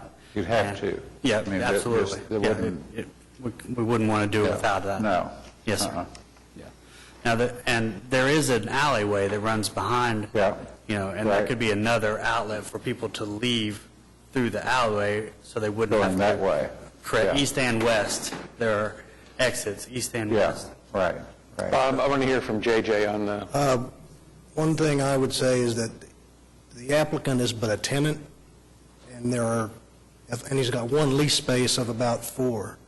And that's why you see the other uses in the PUD. We tried to style it after PUD 560 that was recently approved to the west.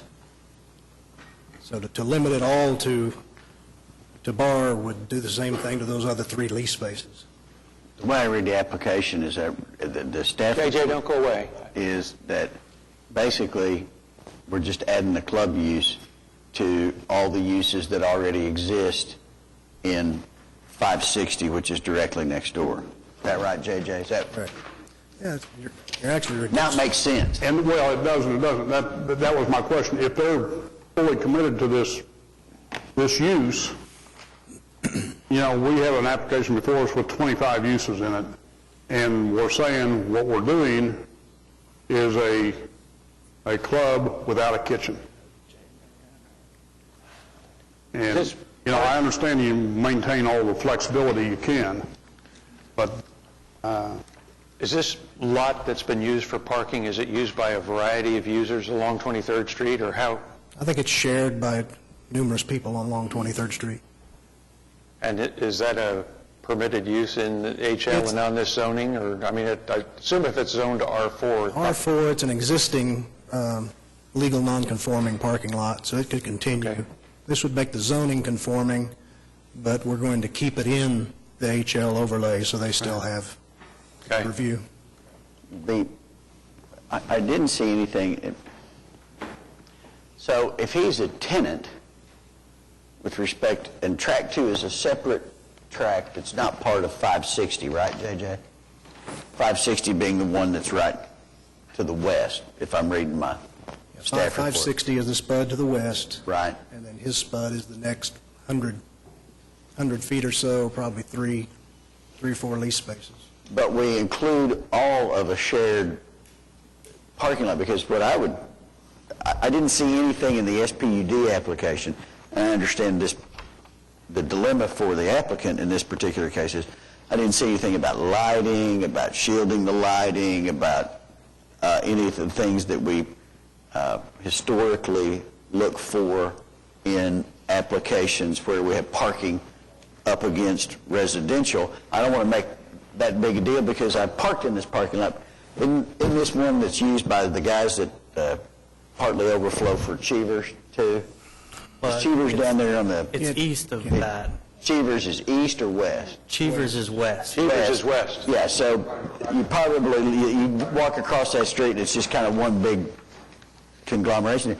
But I don't see that concern me with respect to the parking that's up against the R4 there is, like I said, any of the things about shielding the lighting in the parking lot or anything like that. There's not much light out there as I recall. There's a center light pole. One light pole in the whole middle? Well, it has lights coming off. Yeah. But remember, SPUD 560, we approved, a year ago, that there's a significant commercial development proposed on that corner, right to the west of where your place is. There's, there are all sorts of, parking lot things, lighting, et cetera. We've done that. And this is next door. to the east. Now, does this SPUD substitute for an ABC overlay? Okay.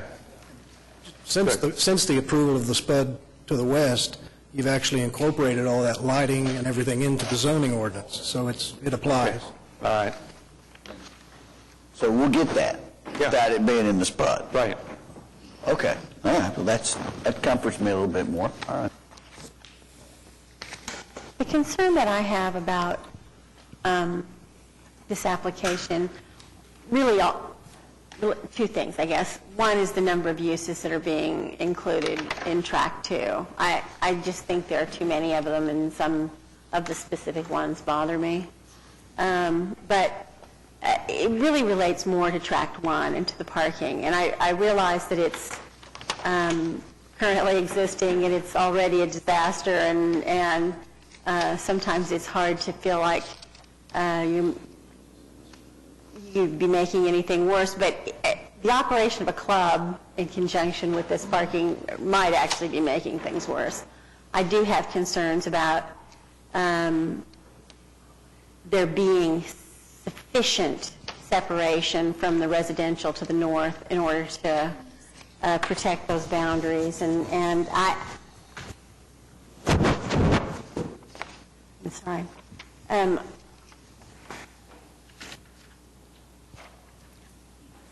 Are you in a position to limit further the numbers of uses that are attached to this? I'm not the property owner. Yes. William, is that? Yes, simply yes. You are? We did not request the list, it was a list. It's based on the, that was based on the SPUD next door. Okay. That's all, we just based it on that. Would you come up for me, please? Give us your name. My name is William Choi. I'm the property manager representing the owner. And would you be comfortable limiting those uses simply to the club use? Absolutely. That can be done. And the ones I've identified, I guess, are drinking establishments, sit-down alcohol permitted, maybe eating establishment, sit-down alcohol permitted. And JJ, participant recreation and entertainment, would that be indoor? Would that be also? And just get rid of the rest of them. Yes, we can do that. Well, that's easy. Are they that offensive? I mean, certain of them I don't think I wouldn't want convenience sales and services, but I don't know that I'd object to medical services, general or medical services restricted, for example. If we want to put in a dock in a box later on. I mean, I think hurry are you in? With alcohol permitted? With alcohol permitted, that's right. You're not, I mean, I don't mean today, but in terms of your application. Well, I hurry. We're in a hurry. It's going to mess it up, isn't it, JJ? Yeah, we're messing it up. Another thing you might do to get over this hump would be to just delete or limit Track 2 just to their lease space and leave the rest of the property alone. Because if you limit it just to those 3 or 4 uses, you've done that to the other 2 vacant lease spaces as well. Oh. Right.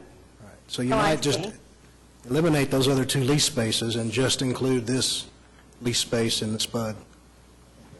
Can we do away with I think payday that's loans fair. at the same time? Yes, let's get rid of the payday loans. Yeah, let's do that. I do want to do that. And actually, the alcohol beverage retail, I'm not sure I run a liquor store in this location, but yeah, let's do that. Let's get this one wrapped up. Okay, so we're going to limit it to the lease space in Track 2, and we're going to eliminate even in Track no, we're going to just limit it in Track 2. We can't do that. We're going to limit it to drinking establishments, sit-down alcohol permitted, eating establishments, sit-down alcohol permitted, and participant recreation and entertainment indoor for the lease space. Meets their needs. And is that going to get them what they need, JJ, for their lease space? Okay. Well, so let's do that. I can live with that. I would love it if you would agree not to put up any electronic message display signs on the property. Would you? Electronic message display. Yes, For example, A message board. those things that... A neon course sign. Oh, that's No, different. that's not, neon doesn't count. We're talking about those things that are like television screens. you know. oh, no, I have no Okay, no plans electronic for that. message display, we can do that. And I do have concerns about the parking area, but because it's existing and because it's shared, I'm just not sure how we can address that effectively here today. I don't think we can. So I'm going to move for approval, adding TEs for those things that I just said. Second. Okay, we have a motion and a second to approve item 10 as conditioned. Cast your votes, and you're approved. Thank you. Thank you, guys. We're going to take a 15-minute break and resume.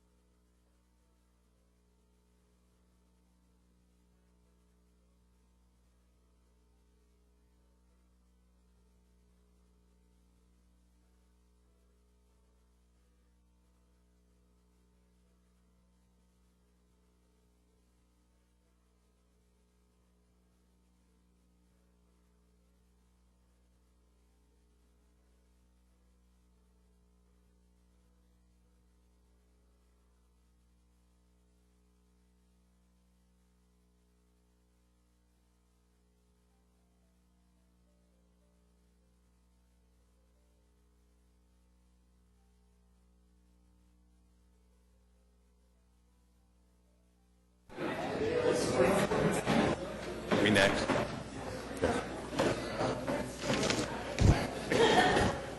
Okay, ladies and gentlemen, we're back in session, and we're ready for item 11. Russell? Item 11 is SPUD 594, an application by Metal Check Recycling to rezone 5700 South High Avenue Never mind. from the I-3 district to SPUD 594 in Ward 4. Mr. Chairman, members of the commission, my name is Dennis Box, and Ron Wallace and myself are here. Diane Salazar is the applicant, and she is in charge of running the operations for the recycling at this facility. This has a history, and as your staff report indicates, we went to the Board of Adjustment several years ago, and the Board of Adjustment turned us down. We filed an application, an appeal to the district court, and then after discussions with public officials, we determined that probably the better approach, rather than going with the appeal process, was to file a SPUD, which would allow us to put up the signage that we're requesting today.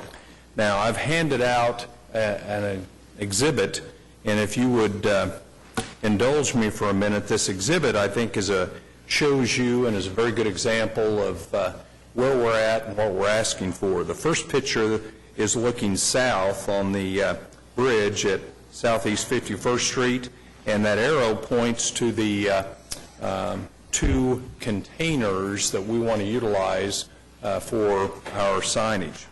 Now, as we go along the service road towards 51st Street, you're going to notice that there are a number of signs. The next picture shows you one sign. The picture after that shows you two very large signs along the service road. You get to the next picture and you have the opportunity to do two things. You can go to the Minnehaha Bingo, or you, as the sign will say, you can have a beer, either one of which is advertised along those signs. That following exhibit is a good example of how the grade elevation changes significantly. You can see the sign that says the world's most refreshing beer, and that shows a Coors Light can. The arrow points down to where our silos are and where we're requesting the sign. The next exhibit shows the same thing. Now, I did a turnaround and decided to show you what was on the other side of the street. So we're now going north on I-35, and as you can tell, on both sides of I-35, this is a very heavy industrial area. You have everything from trucking companies to storage facilities for pipe and oil-filled equipment, and so you have a number of different uses. We can, as we continue to go north along the service road, you see a number of signs, some billboards, some electronic signs, and then when we get to the second to the last exhibit, that's a good example of the grade elevation difference that you see when you're on I-35. And you can see the two silos, which we want to utilize to put a Coke and a Zero Coke sign up, and then the last exhibit would be what we would propose. The actual cover that would be the Coke and Zero Coke sign is approximately 256 square feet each. This is zoned I-3, and typically when you deal with I-3 property, it has certain allowances for signs. You could, as you all know, you could, if you met the distance requirements, you could put a billboard. In this case, we don't meet the 1,200 feet separation, although I think a very good argument can be made that these are not non-accessory signs, but accessory signs, because just like the fairgrounds, they have Dr. Pepper, and they have Dr. Pepper machines. We have two Coke machines on this property. So we will be selling the same product that we would like the signage for. But be that as it may, the real question... Open to the public? Pardon? Are your machines open to the public? Yes. Can I come by and stop by and get a Coke? You can. Next trip to Norman. And not only can you stop by and get a Coke, but you can also stop by and if you have any iron, steel, or scrap, you can leave it and get compensated for it. That would be your car, Mike. But And they have a number of cars, as Mr. Allen can testify to, that get put in the smasher every day. So this is a facility that, number one, I want to say thanks to Mr. Allen. He's been out there several times. We've had some problems in regard to the operations of the facility. We've made significant progress in resolving those problems. And if you all want to see pictures of some other facilities, I have those, but I don't think that's really the issue we're dealing with today in regard to the signage. But every site is unique. Every site provides certain opportunities. Well, this site is a site that was the old Tommy Thompson concrete batch plant, and it was vacant for a number of years, and Diana had a facility on Chartel that was really not of a sufficient size to take care of the demand. And I can promise you, if you've not been to a recycling facility, it is amazing the demand and the number of individuals that on a daily basis utilize these services. And I submit to you it's probably a good thing, because many of the items that are brought to the site otherwise might end up in bar ditches and other places that would not be good for Oklahoma City. So unique site. We have an opportunity to provide for advertising that we think is appropriate, and that's why we're here. Dennis, I think I'd submit that the silos are non-accessory to your client use. I mean, they're great raw material, I would think, for metal check, actually. You don't meet site distance requirements. They're clearly non-accessory.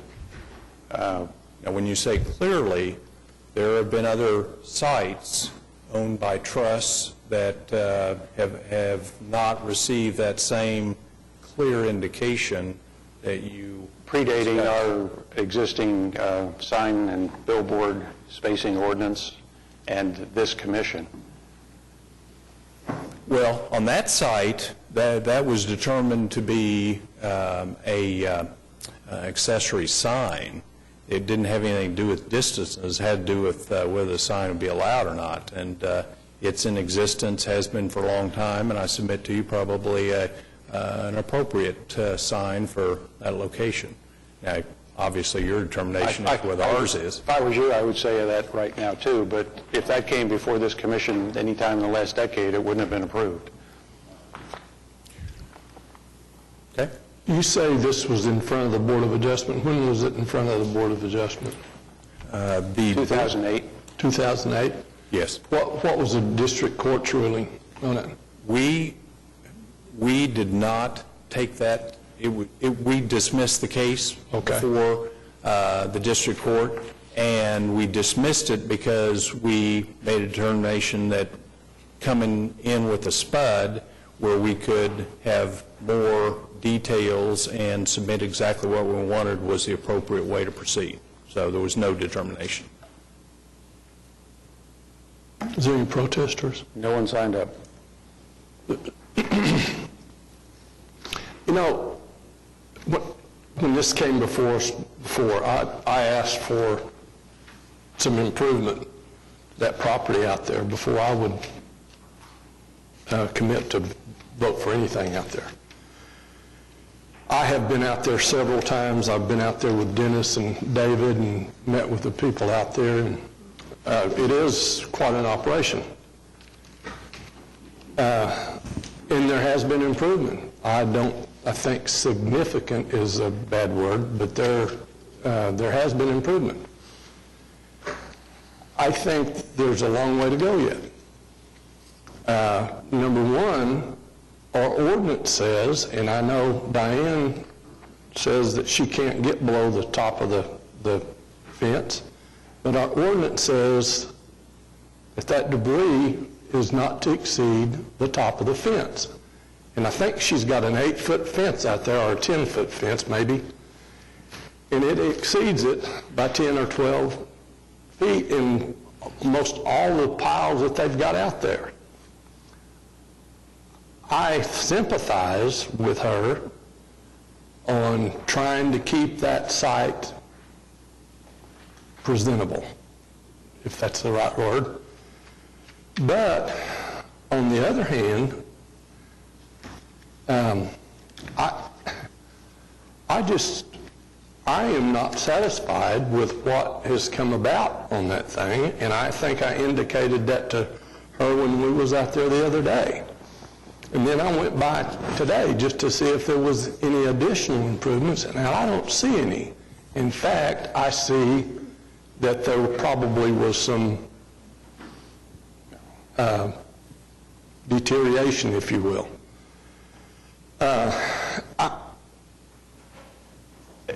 If this came before us on the Board of Adjustment, and I think the big thing is that it's not an accessory sign. I cannot vote for the sign. And it's not just because of the condition of the property. And I think that's a significant thing that still needs to be worked on. And I think one of the major things that needs to be pointed out here is that is a special use permit. It is revocable by public hearing ordered by the council. And I just think that is an eyesore, and I know that there's not a whole heck of a lot that you can do with a junkyard. I think she could increase production and help it a whole lot. But at this point, I cannot vote. Jim, I think we need to stick with the issue of the sign today in terms of whether we... I cannot vote for the sign because of being non-accessory. Well, Mr. Chairman, I can't vote for the sign because it's not an accessory sign, and your arguments were very clever, by the way. I mean, congratulations, Counselor. You did really your very best to argue something that is almost unarguable.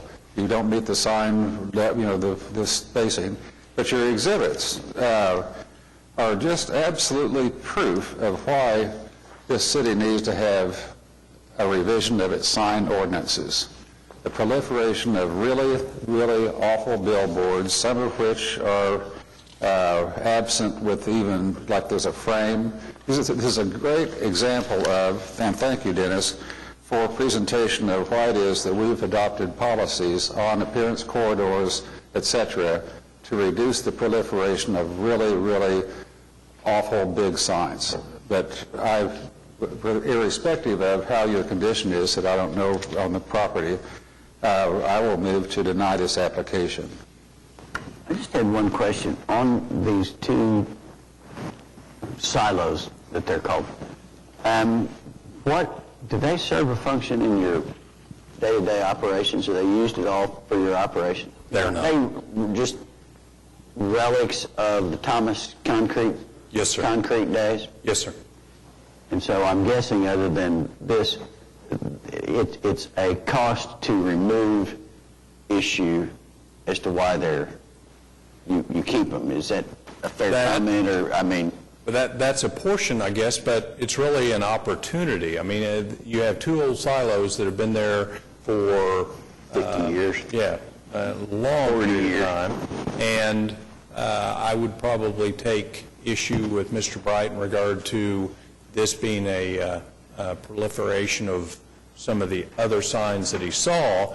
My point was you have to look at the area. We think that what Koch proposes here will take two old silos that have been there forever and are not very attractive and Coke is going to come in and put 2 signs up that will be eye-popping and will be very attractive. Now, each one of them is only 256 square feet, so, it's a typical billboard is 672 square feet, so. Well, frankly, at a personal level, I agree that those 2 cans are better looking than the gray silos. There's no question about that. There's just no doubt about that. However, I think as a policy, though, that's a little troubling, just because it enhances the appearance. But I think it's better for the appearance corridor, Bob, that we have 2 Coke cans there than 2 gray, historically old, ugly silos. And no offense to your property, ma'am. I don't mean to say that. We bought it as is, and I understand that. Well, and they can be properly maintained or removed and actually recycled as metal as recycled. I can go through that pressure. It's raw material for their business, but I don't think the mere fact that wrapping it with a sign that would look better than rusted metal is justification for doing it. Well, and I don't think it meets our standards for separation or... Right. I mean, it's just... I understand all those arguments. When we're talking about recycling, if you've not had an opportunity to see the facilities... I've been there. Okay. Yeah. It's metal, it's cars, it's copper, it's steel. We're not in the concrete business. I know, but these are metal silos. They're concrete. Oh, I thought they were metal. Oh, I'm sorry. I misunderstood. Silos are metal? I mean concrete? Yeah, a big piece of it's concrete. Fascinating. I didn't know that. Yeah, I did not either. If you look at... I still don't want to wrap them in plastic, but okay. I mean, there's a significant amount of concrete in those silos. Okay. The cost to take them down, the cost to deal with it, when we have an opportunity to have an advertiser that wants to improve it, it just didn't make sense. I think I have to agree that the signs would be, or the silos would look a lot better with the signs. But on the other hand, I think the non-accessory sign, I think that shoots the whole thing down. Okay, we have a motion. Do we have a second? If we put 3 Coke machines on the property, would that make a difference? Okay, we have a motion and a second. Cast your votes. The motion is to deny. It is denied. Thank you very much. Item 12 is PC 10277, an application by Salbian Hanif to rezone 8002 South Sunny Lane Road from PUD 942 to R1 Single Family in Ward 4.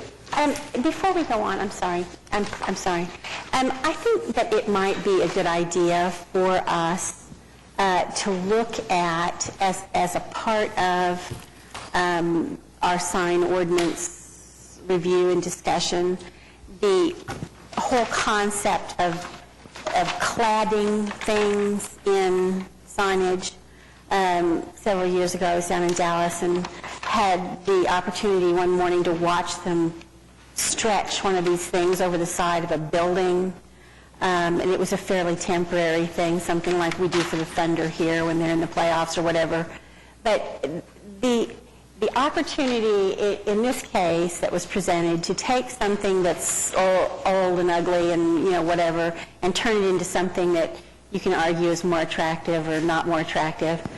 There's some concern there, I think, about content and First Amendment and, regulation, that kind of thing. But I think we might want to take the opportunity to look at either temporary or permanent cladding of things as signage, as a piece of our signage concerns, because I think there are some, it's definitely a new trend, I think. It's something that's growing. You see it more and more in other cities. And it's not really something that we have considered separately, and we might want to. So that's all I had to say. Sorry. Kendall.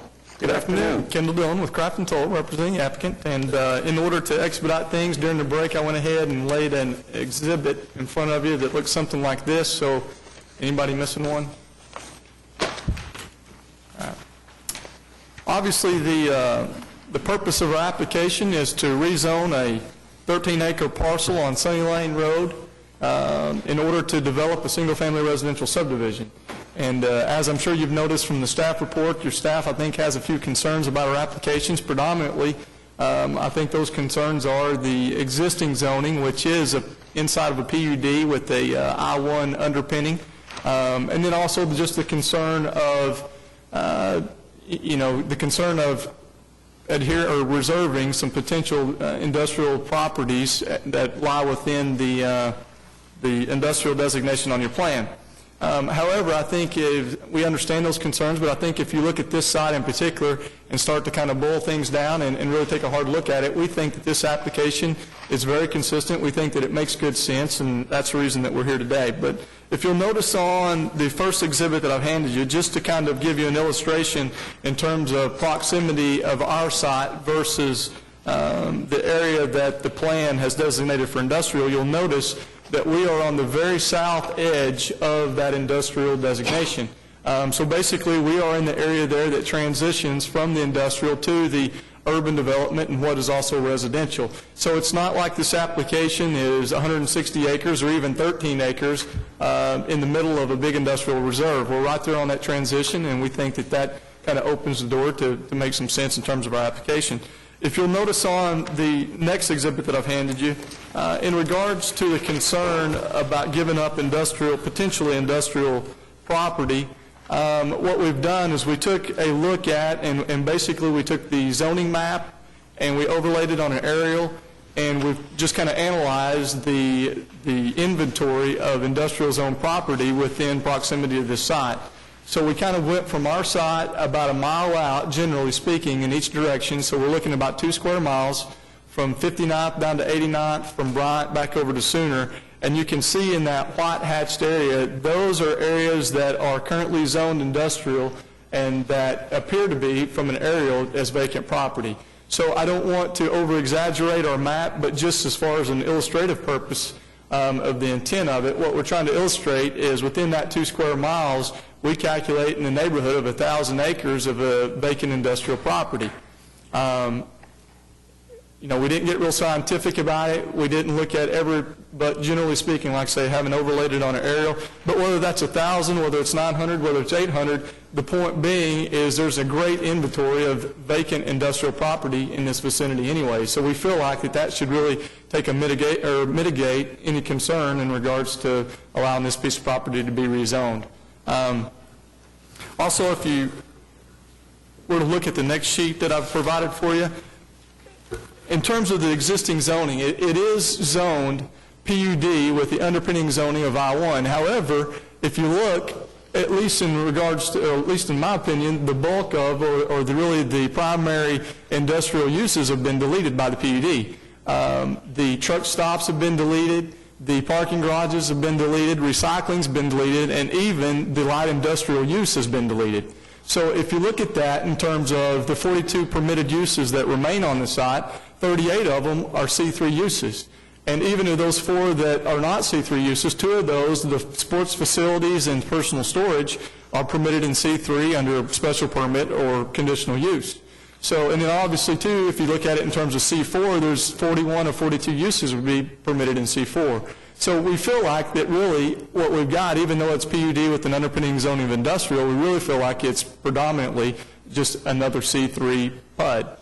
And then as far as the specific site, if you look at sheet number 4 that we've provided kind of the layout, and if you look at this specific site with the question of, well, is single-family residential appropriate for this site? Well, you can see that we are buffered to the PUD tract from the north from a boulevard that's been landscaped. We obviously have single-family residential that abuts us on the east. And then to the south and to the west, if you'll notice, there's a large drain that comes down along our west and south property line. And not only is that a large drain, but it's also got a large FEMA floodplain designation associated with it. And it's also fairly dense in terms of tree cover, so that's going to make a good buffer from us to the people to the west and to the south. We've got the single family again to the east, and then we've got the boulevard that's landscaped to the north. So we think those are some pretty good considerations. And then lastly, if you'll also notice on that layout, or sheet number 4, that Southeast 79th Street is the primary entrance and front door into the Sunny Point addition. So we do feel like that the adjacent property owners and the neighbors should have, that their opinion should play a fairly considerable role in terms of this application. So we have taken the time, and we've met with the Sunny Point Homeowners Association. We've worked through some things, and I would like to thank them for their time and patience, and they've been very good to work with, and I think some of them are here today.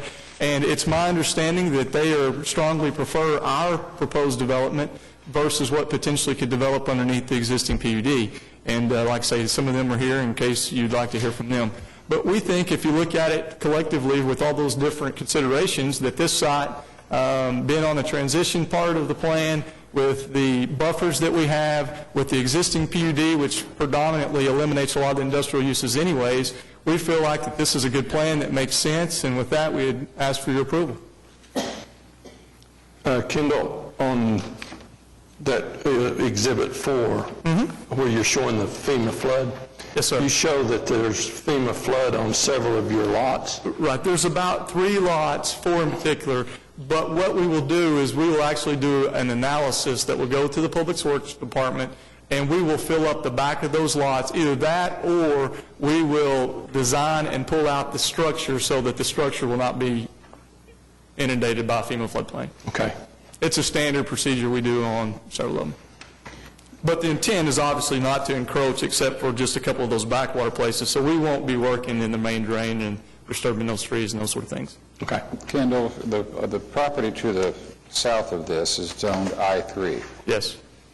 And it's a rather large tract. I don't know how many acres that is, but it's a large tract. And this is akin to the conversation we had earlier about the apartment complex and the issue being, well, if we just pluck out this tract and put houses in it, well, then you've eliminated the ability to have a large tract of industrial use so that some heavy industrial user could acquire your property and the property to the north and tie that in with the I-3 property, and all of a sudden there's a campus.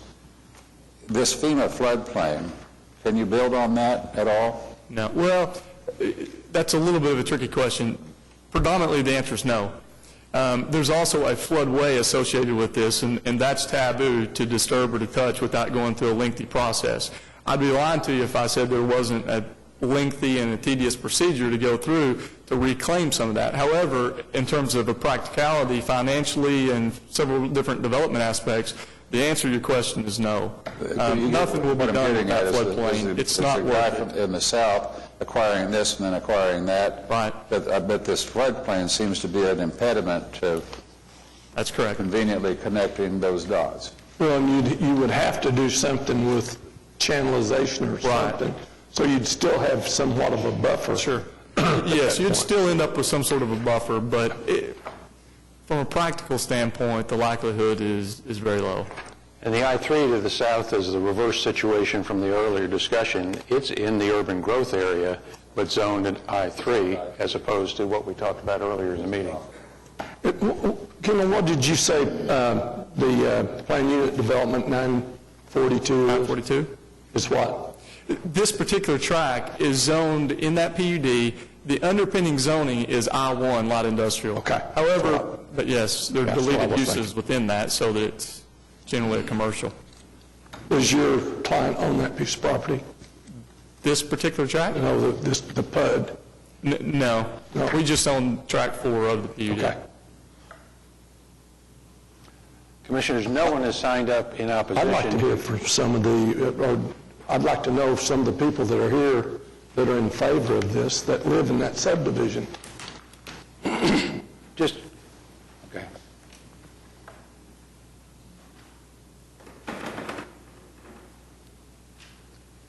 Hello, I'm Jennifer Crenshaw, 4525 Southeast 79th Terrace. I am the president of our homeowners association at Sunny Point. So I'm here to represent the homeowners today. I have 3 other board members who are present here as well. So if you would like to hear from them, please feel free to request of that. We met several times, and actually over the phone and in person, with Mr. Dillon and the proposal that we are speaking about today. We are in favor of this, and as opposed to a light industrial or other spud use for this land. When you come into our neighborhood, as you can see, you come in on Southeast 79th Street. So we always consider that kind of as a part of the community. And we would certainly welcome having new neighbors, a neighbor full of homes as opposed to an industrial area. Where we are in close proximity to the interstate right now, we do have a lot of criminal activity with the ease of access to our residential neighborhood. And we feel that if we do invite an industrial neighbor, that might increase our risk and invite the wrong type of a crowd into our neighborhood, which might increase the criminal activity that we are already experiencing. Okay. Thank you. Are there any other questions? I appreciate it. Thank you so much, and we are in support. Is there any protesters? No. I think the way this thing is buffered and the way it comes into that subdivision, I think it's probably a whole lot better use than the industrial zoning. So with that, is there any TEs or anything? Not to the rezoning, no. Okay. I would recommend approval. We have a motion and a second to approve item 12. Cast your votes, and it's approved. Thank you. Item 13 is C-6282, which is the companion item for this application. It's a preliminary plat of Water's Edge at Sunny Point. Again, for the record, Kendall Dillon with Crafton Toll, representing the applicant, and we are in agreement with all of staff's TEs and would ask for your approval. No one signed up, Commissioners? I'll move to approve the application. Second. We have a motion and a second to approve item 13. Cast your votes, and you're approved. Thank you very much. Item 14 is SPUD 615, an application by Commercial Permits Express to rezone 3701 Northwest 62nd Street from R1 to SPUD 615 in Ward 1.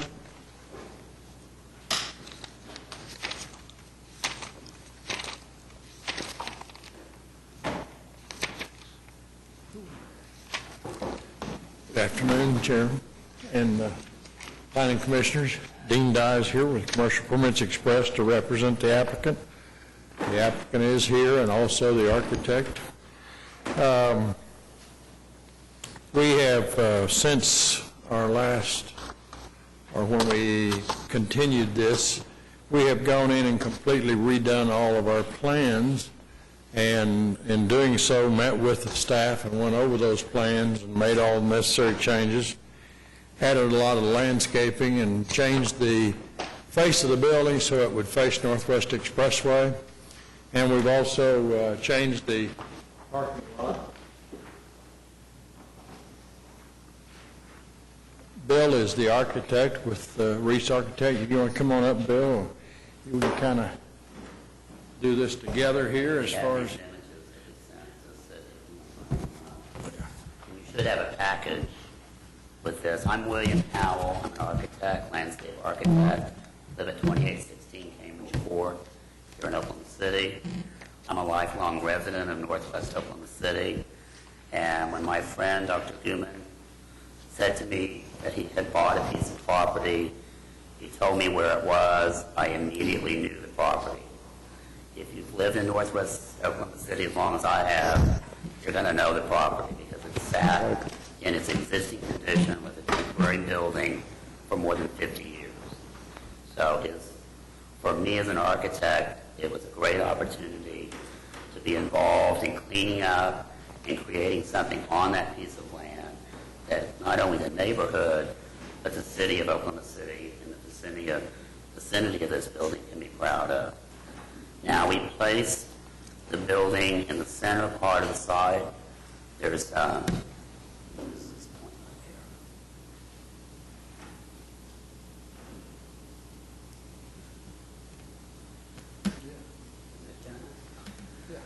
Okay, here we go. We have the building placed between 62nd Street, Portland Avenue, and the Northwest Expressway. And this is the first site as you come in off of Portland into the neighborhood. It is actually currently zoned for 2 single-family residential lots. It's been that way since the subdivision was created back in the late 50s. What we're proposing is placing a residential scale building in the middle of those 2 lots. And the building that we're proposing is a 3,900 square foot building, 2,900 square feet on the ground level, and 1,000 square foot loft space on the second. We have, by design, created a very landscape site, and partly as a response to the neighborhood's and planning's input, but it's also in line with the client's desire to create a very nicely landscaped setting for his practice, which is called Harmony Healing, which is a specialty medical acupuncture clinic. We have setbacks of more than 50 feet off of Portland. The front of the building meets the 25-foot setback line that the other houses in the neighborhood adhere to. It's 37 feet from the edge of the curb to the front of the building. We provided a landscape buffer on the west, which is where the next adjacent single-family home is located, with a site-proof fence with extensive landscaping.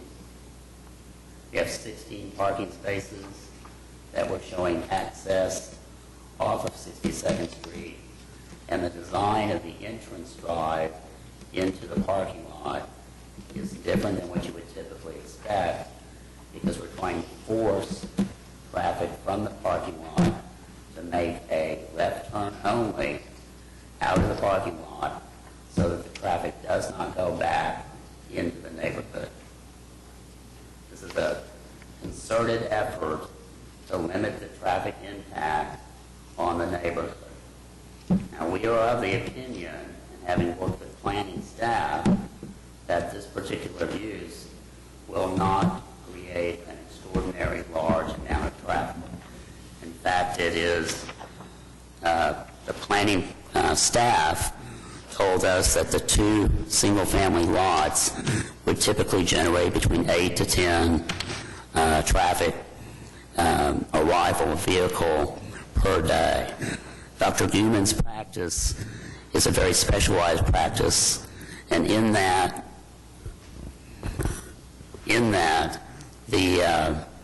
all of his patients are by appointment only. There are no walk-ins as part of his practice. He typically sees between 12, 16 patients a day on a scheduled basis, on a 30 to 45-minute schedule. But we have tried to address the neighborhood concern by configuring the parking access drive as you see in the drawing. Okay, can we go on to the elevations?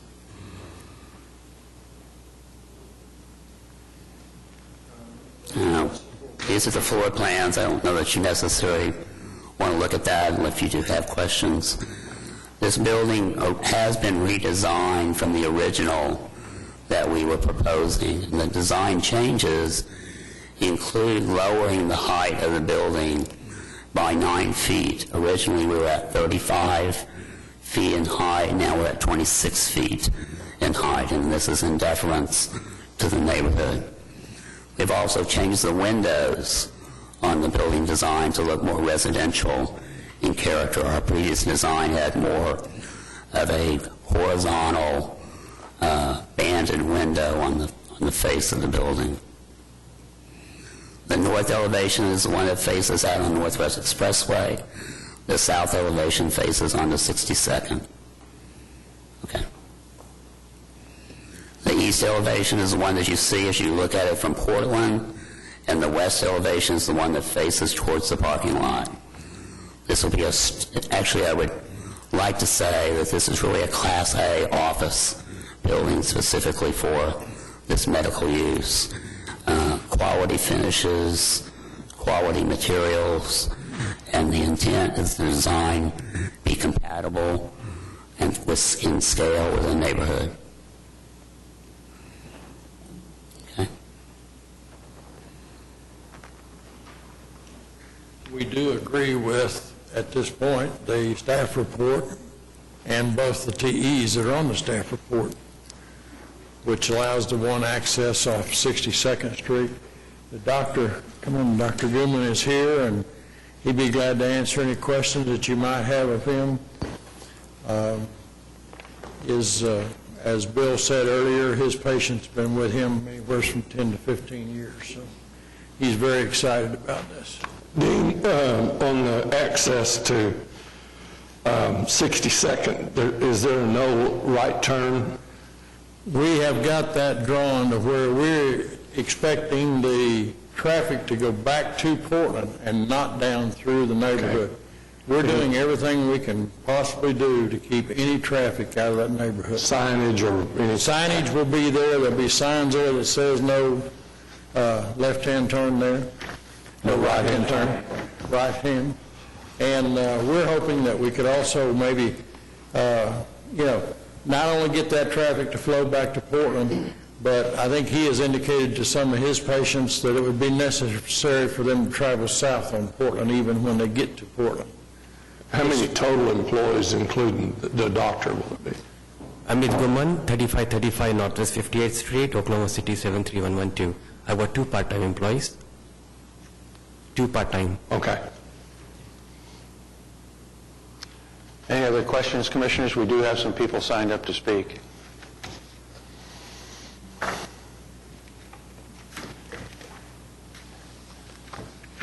More than 10 of you have signed up. So I'm just going to call them in the order that the names were given to me. I'm going to ask you to share new information with us, not repeat something that we've already heard. And if someone else has made your point for you, I'd ask that you just pass the time to the next speaker. First person is Larry Montgomery. And would each of you give us your name and address for the record as you speak? Sure. I'm Larry Montgomery. My address is 4052 Northwest 62nd Terrace. I'm the president of North Coronado Heights Neighborhood Association. And back in September, we had a meeting with Dr. and Dean on this issue. The association then was in a lot of concern as to the traffic especially was one big issue. The other one is giving up an R1 zone to a commercial zone. It feels like it's an encroachment on our residential integrity. We'd like to keep it that way for future use because people have moved in, bought their places, made investments, and would like to retain that as an R1 zoning area. I challenged the area about the engineering of that driveway, and my premises is that I'm a retired 35-year highway patrol officer with traffic management. And all of you looking at you as the commission board, I know that you've driven around the city and seen these regulatory signs says no right turn on red, and people don't obey that. They're going to take the least course of resistance. And when traffic gets heavy on Portland, they're going to make a right turn on 62nd Street and proceed west and come out on Tulsa. So we're going to have added traffic into our neighborhood, and this is not wanted. Any questions of me? Thank you for your time. Just one question, sir. Yes, sir. You referred to commercial zoning. This is really not commercial, it's more office zoning. But my question to you is, under the existing zoning, there can be 2 houses built there, albeit probably 2 fairly small houses because they're small lots. Would you prefer 2 small investment type houses to be built there, or something that looks like this? I would prefer that I would take and modify your question a little bit to answer. Well, what... I'm going to say this, if I was buying the house... I'm like the architect. I've lived in northwest Oklahoma City virtually all my life, and I've driven by this many, many times. It's certainly a site that has been skipped over, but under the existing zoning, all you can build there on those 2 lots would be 2 houses. I'm not a home builder, but my guess is if I was to build 2 houses there, I would build 2 rather small, modest houses there as rental property. If I owned that land and I had to do something with it. This almost appears to me to be like a now or never. I've been on this commission for about 15 years. We've seen a couple of other things float by us in that period of time. Frankly, they weren't viable. This one appears to have some viability to it. It seems to be a fairly low impact, albeit not residential use. And so that was my question from a neighborhood standpoint. Would you rather have what I perceive to would be a couple of rental houses stuck on that corner up against the highway, or maybe it'll just sit there like it has for the last 40 years that I know of, vacant. But we're in the zoning business, the land use business, so we have to think of how it is and how it's proposed. I understand your question, sir, but I'm going to modify it. I would buy the 2 lots and build 1 bit larger house on it as an R1 instead of putting 2 little chicken coops on it. Okay. That would be my ideal way to handle it. No, the association is not opposed to what's coming. The doctor's has good integrity. We respect him for that. It's just the issues of changing from R1 to a C, and also the traffic. Yes, sir. R1? This is not commercial zoning. This is office zoning. Okay. I beg your pardon. Any other questions? Thank you. No, sir. Thank you very much. I hope I pronounce your name correctly as I go through these. Marge Odor. Okay, thank you. Rebecca Shoemaker.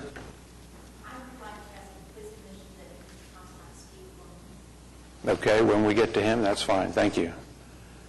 Greg Brunsman.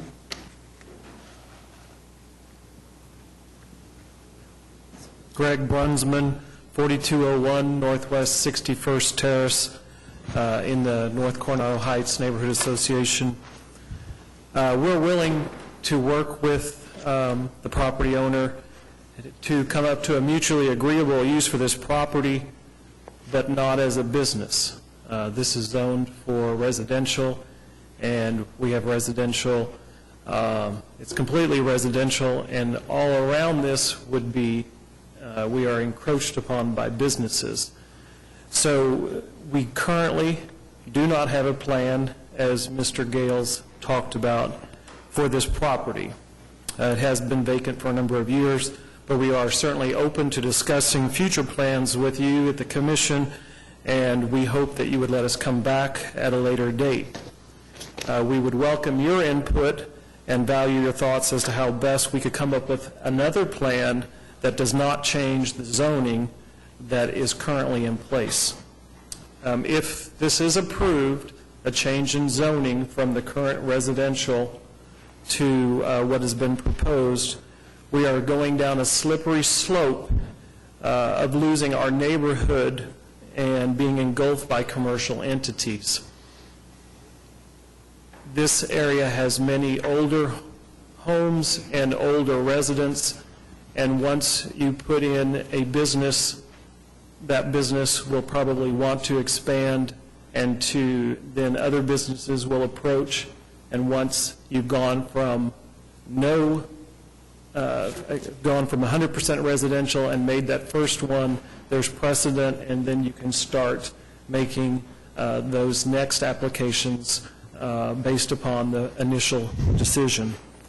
So we ask the commission to please leave the zoning as is and not to approve the application as submitted. Any questions? Thank you.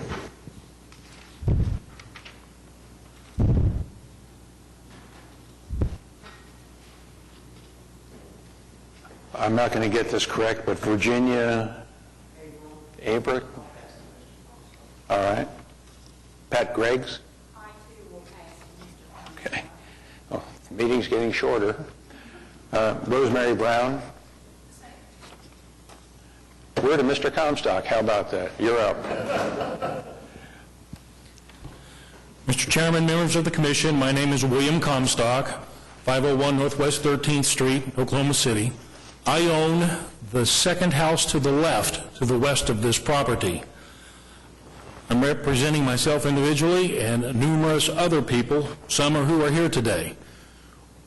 We are strongly against this. If you've ever studied the life cycle of neighborhoods, they have peaks and valleys. Coronado Heights has never really had a valley. This is step one to get it going down to that valley if this application gets approved today. There's no other businesses. There's nothing but R1 usage in Coronado Heights, Section 2, and any of the other Coronado Heights additions, with the exception of Block 14, Coronado Heights, which is north of Northwest Expressway. I believe a bank is there and some other business. That was expressly allowed under the covenants and restrictions for commercial use.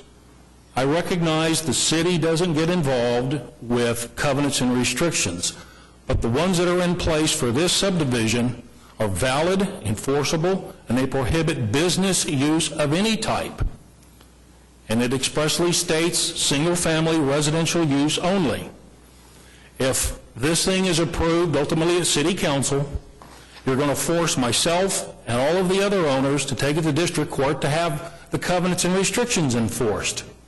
And I'll opine to them, and I'll certainly argue in court, they can be enforced, and they will. There's been no changed circumstances. I recognize also these two lots are an anomaly. It was a sales office for a builder back in the 50s. It's been sitting there all along. It hasn't been kept up like it should. I don't have a simple solution. I don't have an answer. I guess you could combine the two lots, build one larger home as opposed to two smaller ones, or if in a perfect world, you would close off 62nd Street, make it a cul-de-sac, and use these two lots as part of the turnaround. If this plat were presented to you today, there is no way it would be approved with Northwest 62nd Street being 65 feet from Northwest Expressway. The subdivision regulations require 500-foot separation. We're only 65 feet. That's part of the problem and concern, and most of these people here today, is traffic. I'll give it to the applicant. They've alleviated one concern by attempting to allow left turn only onto 62nd, but now you're increasing the bottleneck. One problem doesn't solve the other. If you've ever sat on 62nd Street heading east trying to get onto Portland during any number of peak hours during the day, and with hospitals all over the place, there's a lot of peak hours, it's impossible to turn left. If you're waiting behind somebody, you're stuck. You're at their discretion. The only way to get out of the mess is put your car in reverse and turn around at the cul-de-sac that is on 62nd Street, and people do it a lot to get out of the neighborhood. That was the purpose of the applicant putting in the left turn lane only, because of previous concerns about people turning right headed west and creating more traffic through that neighborhood. But we're not solving any problems, we're just trading problems. That separation requirement it's a must today. This commission, I don't believe, has ever granted a variance to a developer for that separation requirement to this degree. Maybe a few feet, maybe 50 feet, not 430 feet. There's a reason for that separation requirement. Less than 2 hours ago, this commission at great length discussed the necessity and desire to preserve industrial areas. I ask that the same consideration be given to the preservation of the R1 classification in Coronado Heights. It's been that way since the 50s. It's that way today. And if we start altering that, it's just step one. I don't live at that house. I bought that house with the intention of remodeling it, making it handicapped accessible for my 85-year-old mother, who ended up putting in a nursing home last month. I don't know what I'm going to do with the house now. I have no intentions of selling that house, but if this application gets approved today, you know what? It might be my next law office, because it will be a lot easier to sell it to you folks if this application gets approved today.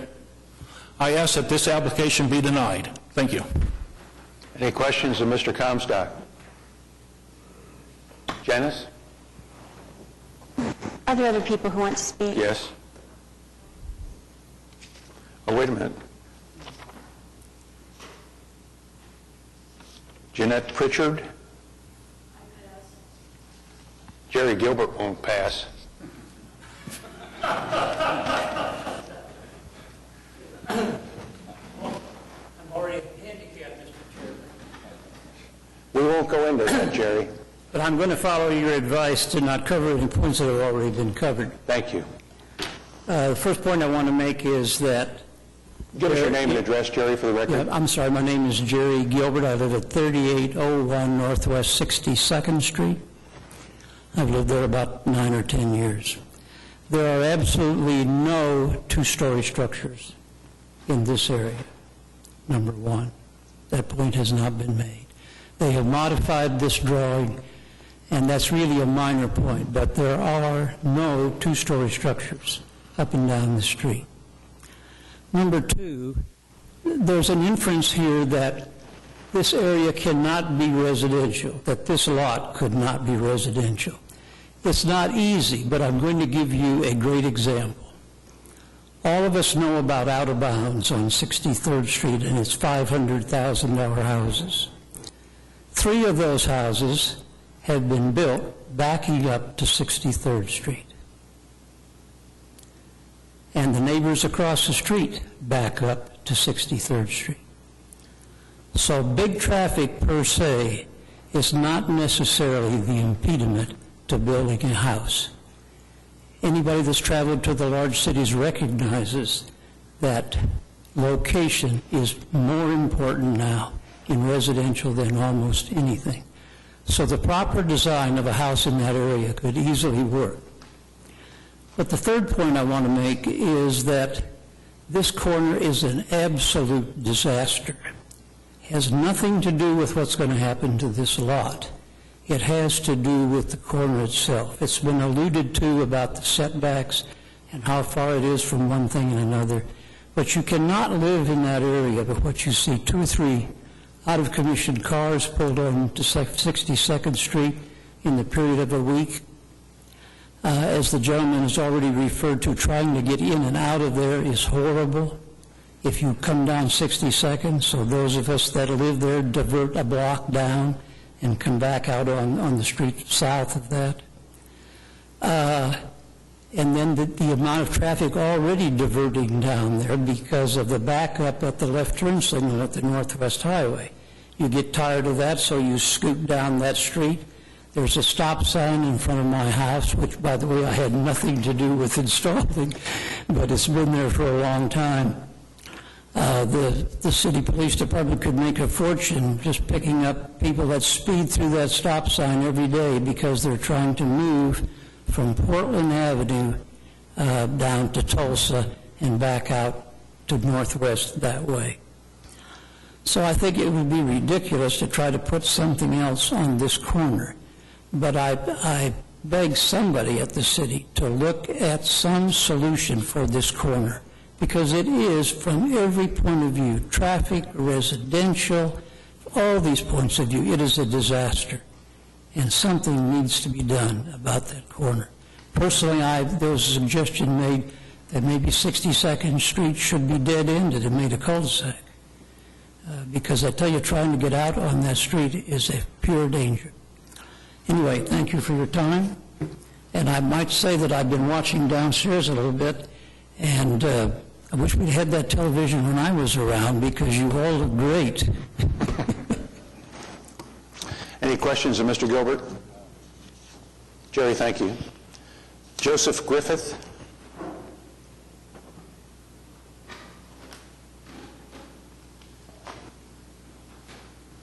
My name is Joseph Griffith. I live at 4112 Northwest 62nd Terrace, and if you're not familiar with the neighborhood, as you go down Tulsa, 62nd Street on the other side of Tulsa and 62nd Terrace are the same street. Okay. This came up at our neighborhood association meeting, how opposed they were to it. I decided not to take a vote on that measure. As they say, they unanimously decided. I chose to reach out to Dr. Gumman and figure out what he was trying to do with the property. Upon speaking with him and viewing his plan, I agreed with the usage of it. There are, and this is just from what the previous speaker said, there are several two-story houses in that neighborhood, one at the corner of 62nd and Tulsa. So I definitely approve of this and would really think it'd be the highest and best use for the piece of property, because if you've been there, you know that no one is going to build a residential structure there feasibly. Any questions of Mr. Griffith? Thank you. Thank you. Dean?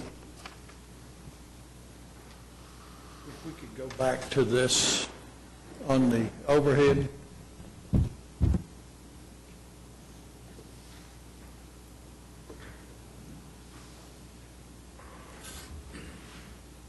The two things that I definitely wanted to bring up was, number one, the comment that Mr. Comstock made earlier. With this new parking area and driveway, we'll be approximately 105 or 115 feet from Portland, which is the furthest distance that we could get. Otherwise, we would be going further for that separation that he was talking about. I think he's talking about the distance from Northwest Highway to 62nd, which is about 65 feet. He was not talking about 62nd. Oh, okay. All right. Well, I just wanted to make sure, be clear on that. And the other thing was, in reference to this 2 stories, there's numerous homes in there that are 2-story. There's numerous homes in there that have lofts. And I can get the exact addresses if we want to look at them. But if I could, please, I'd like to call your attention to the packet that was given to you right before the Planning Commission started today. The gentleman that just got through speaking here, he mentioned that he was a member of the Neighborhood Association.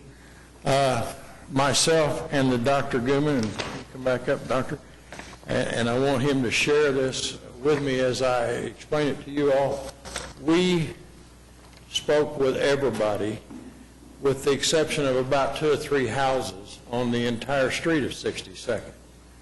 And we found that probably half the people on Northwest 62nd are very much in favor of this.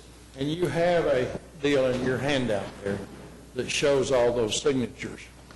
You also have several letters from people in the neighborhood that are for this, due to the fact that some of them are current patients even of his practice. So, and I didn't get to share that earlier, and I just wanted, I felt like it was necessary because we had numerous people speak against it, and I wanted you to know that there are as many or more people that speak for it too as well. So they could not come. They were working today, so they could not. Just to say, Jerry, you can come back. If there's any questions that needs to be answered in reference to the plans or anything else, myself, Dr. Gumman, Bill, the architect, and also this gentleman back here. I think Dr. Gumman even has a couple of employees here somewhere. I guess they left the room. But we'll be glad to answer any questions you've got. Any questions? Jerry, you had something else? I'd like to ask a question here because this item was deferred from the last Planning Commission meeting because they were going to redo the design. In the meantime, there was a neighborhood meeting, right, sir? Did these people show up? No, they were not at the neighborhood meeting. But what they were doing is they were out soliciting every house on the block with the idea. What was it? I'm a preacher or some such thing as that, and we're going to be doing good with people up here. They didn't come to the neighborhood meeting and explain these changes. Were they invited? They certainly were. We were not invited. Well, you said you were going to come. You already said that at the last Gary, meeting. You need to address us. I'm sorry. At the last meeting here, they said they were going to present these new plans, but they didn't show up. We were not invited at all. We didn't If even we give had it. been invited, we would have been there. Dean, address us. Okay. We knew nothing about this last meeting. In fact, to be quite honest with you, at the time that we were here last and when we received that first letter, Mr. Comstock had called me and was very important to him to get that continuance. He's the one that actually asked for it because he had a trip planned. I had no problem with it. I was in agreement with it. But we took that time to get back with the staff and also make all these necessary changes in these plans. We didn't even know that Mr. Montgomery was the new president of the Homeowners Association, so nobody had notified us of any of that. Okay. But once we found out and received a letter, then we went by numerous times to speak with him, but we just kept missing him. So. And we had invited the neighbors on Sunday, and we had a meeting for the neighbors on the Border Restaurant to address with their concerns. Okay. One more comment, and then we're going to close the discussion. Okay, thank you. To clarify the meeting, they were invited in the September meeting. That's when the discussion was discussed. It was apparent that night, I was not the president, I was only a member. It's in our minutes that they were adamantly, at that time, as association was at its size, they were opposed of it. We did not invite them back or personally give them a letter since then. We met in April 28th. We had newer officers elected. That's when I got elected president. The association expanded its boundaries. We had some people that wanted additional areas that wanted to come into the association, and that was acquired. Also, at that time, we voted on this issue about rezoning. That's when there was 85 people present, and they all voted to oppose the zoning. Okay, thank you. So just for clarification. Right, I appreciate that. Appreciate it. Thank you very much. Commissioners, discussion? Janice? Before we have any further discussion, and I don't know whether this is going to be approved or not approved. I don't really have a feel for what the other commissioners are thinking, but one of the things that I do want to say to the people who are here, other than thank you for coming and taking the time to come down here and share your ideas with us, I do not think that you should be concerned particularly about the issue of this lot setting a precedent for other commercial development in this area. I would really take exception even with Mr. Comstock's comment that it would be, simple for him to get a law office approved 2 doors down. This is a very unique piece of property, and it has sat, empty, abandoned,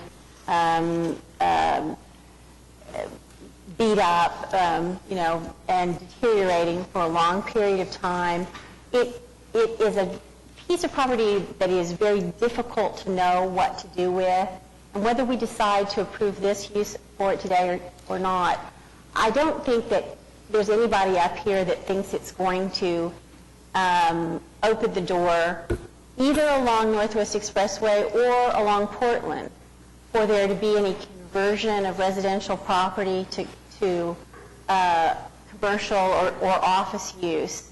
I think you're right to believe that your neighborhood is well-contained, self-contained, has a history of maintaining its property value and of being well protected by its boundaries. So I just wanted to say that.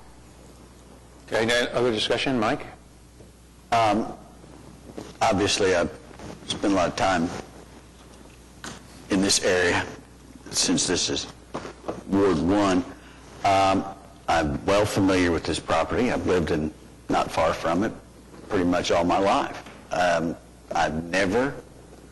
There's not been anything on the property other than what sits on it today in my memory, in ever. I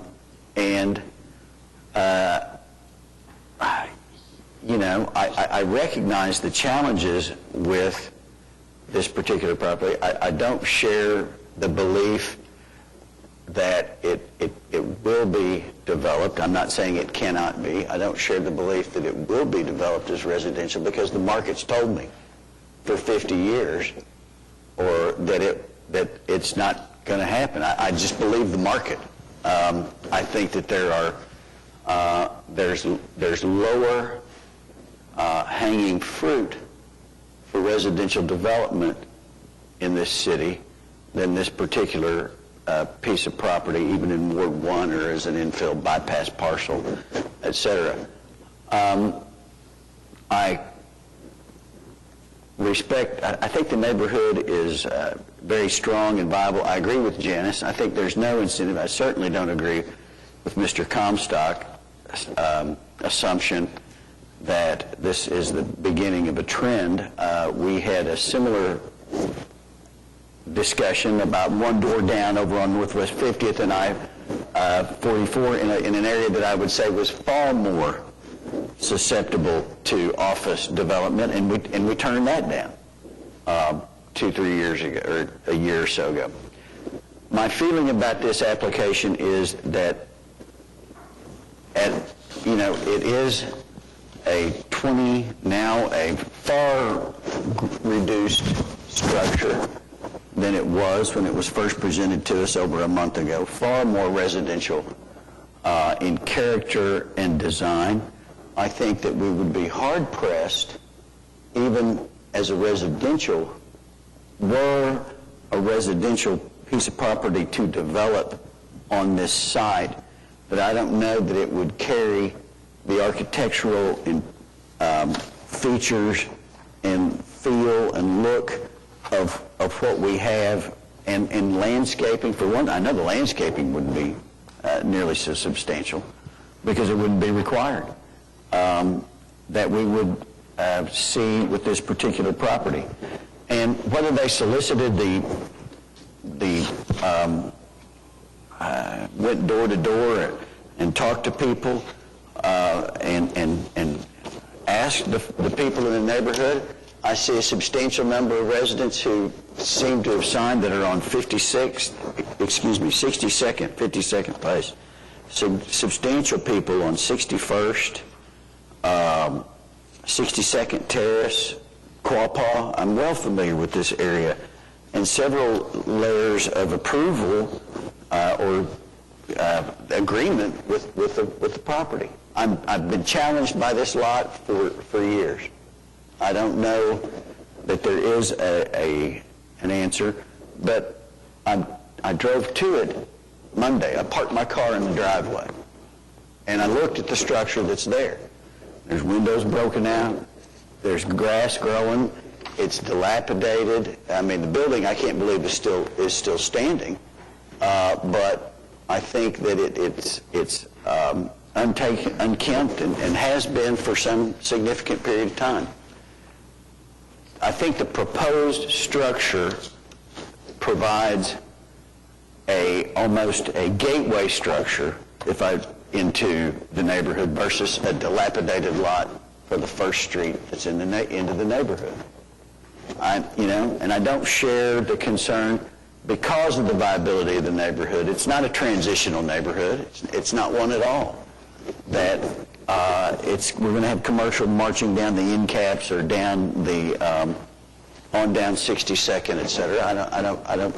I don't share that belief, and I think that fact is well supported by the number of people here. So,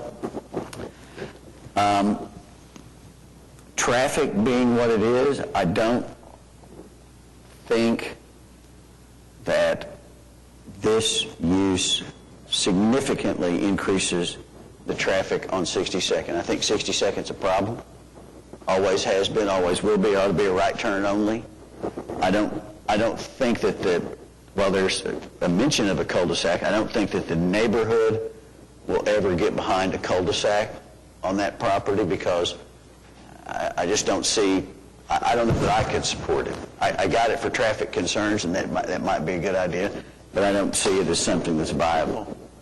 So I think the application as presented, and you know, if you look at it, there's one TE for no EMD signs. There's been substantial movement. The parties have had a meeting. The applicant met with I talked to him the other day. They met with the residents, certain of the residents on last Sunday.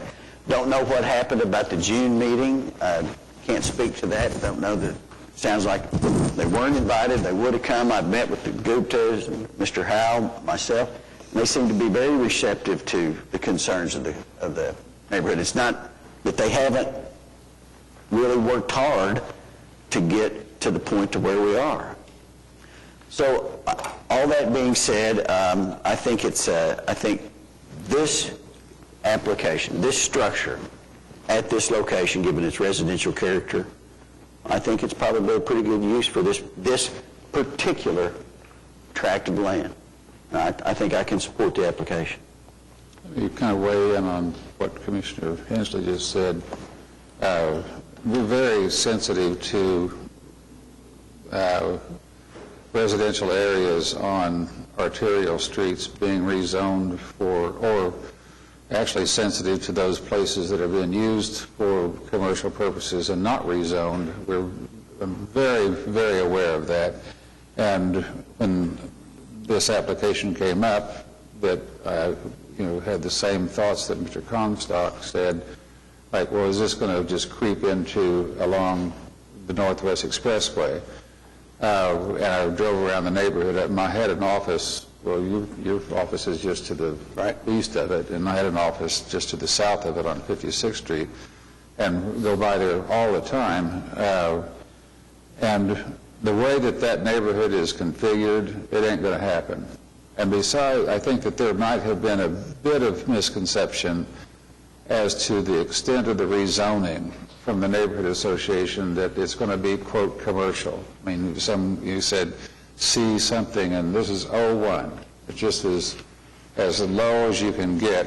It's not R4. I mean, you don't have a multifamily, whatever there is, but really, and I was really glad to know that this was a developer's sales office, that little structure I've never, ever known what in the world that was, but now I know it was built to develop and sell the houses. It's not attractive, and it's weird. So disregarding the fact that this is going to be a creeping rezoning, the entire issue, in my opinion, and the opinion of those that have protested, is a 65-foot separation from the Northwest Expressway to 62nd Street. It's bizarre that it's so awful to get out, to get in, etc., and that this particular application and the use that they're proposing it will add cars. It'll add a few cars a day from the time that you're going to get in and out. It'll just add to the line. The line is not going to disappear if that little developer's sales office continues to stay right where it is. The line is there, and it's there. Now, back to what the applicant has done as far as reducing the size of the property, setbacks from the neighbor to the west, etc. Everything that you've done, I think, is really admirable, and it's one of those efforts that we like to see made in this commission to make sure that the landscaping is extraordinary, the architecture is, etc. But this doesn't fix the problem of the traffic and the 65-foot separation. That is there, it's there, and it will be there until somebody, like what Jerry was saying, Mr. Gilbert, somebody with the city has to fix it. Is it going to be a cul-de-sac? I agree with Commissioner Hensley, not in my lifetime, because there'll be so many protesters saying, wait a minute, but Commissioner Yokel worked tirelessly in Heritage Hills when you were involved with trying to handle traffic problems there of closing off streets. to class, closing access to whatever streets to class, and they just closed it off and they went someplace else. And it was a brilliant idea.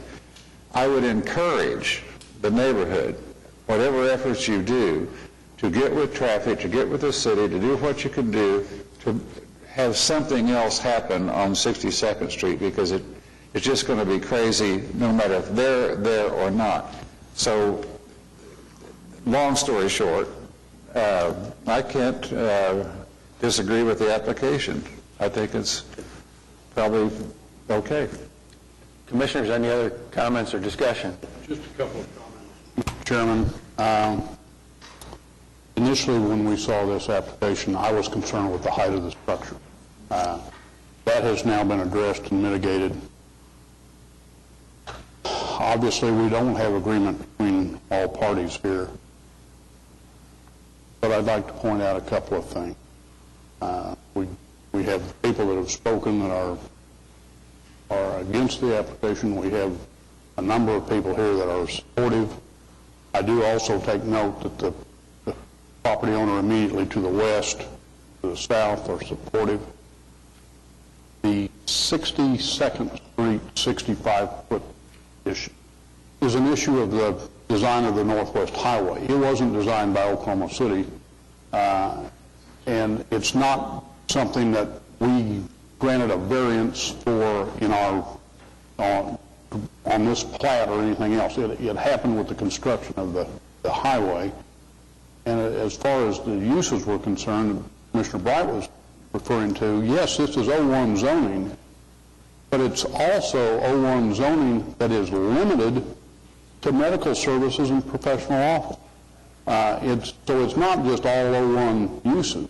I don't know what else can be done with this application, and I would support it.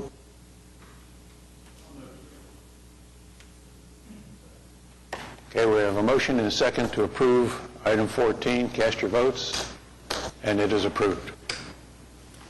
Thank you, Commissioners. I'm going to have to excuse myself. I've got to pick my daughter up by 5 o'clock, so.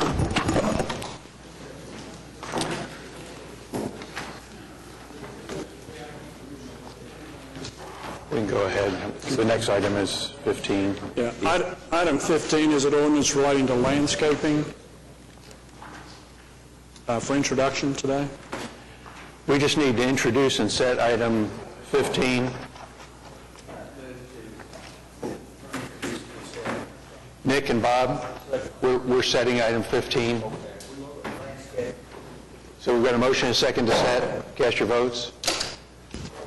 Okay. Yeah, Janice is gone. Planning Commission committees.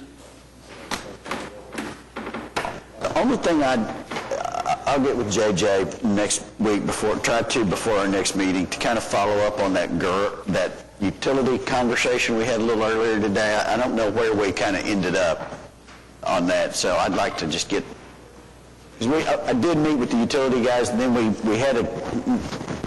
got sideways because I had some other things going on, so maybe we can have that conversation again, JJ, the next.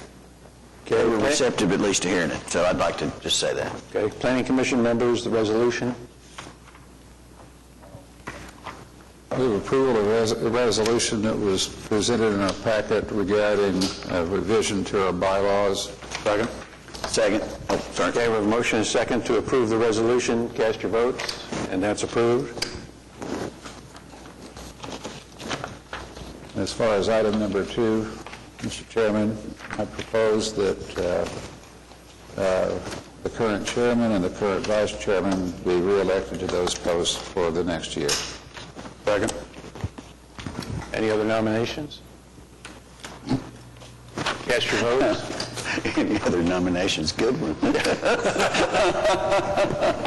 It's a dodge. Okay. Planning. I have something else about, on Planning Commission members, I have another item that I'd like to discuss.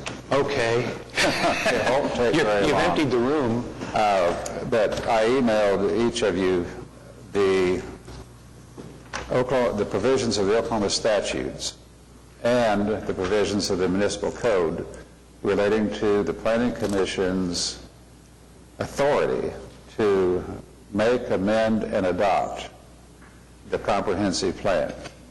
That's the one that's being worked on right now, the OKC plan, and it is, according to statute and municipal code, it's our plan.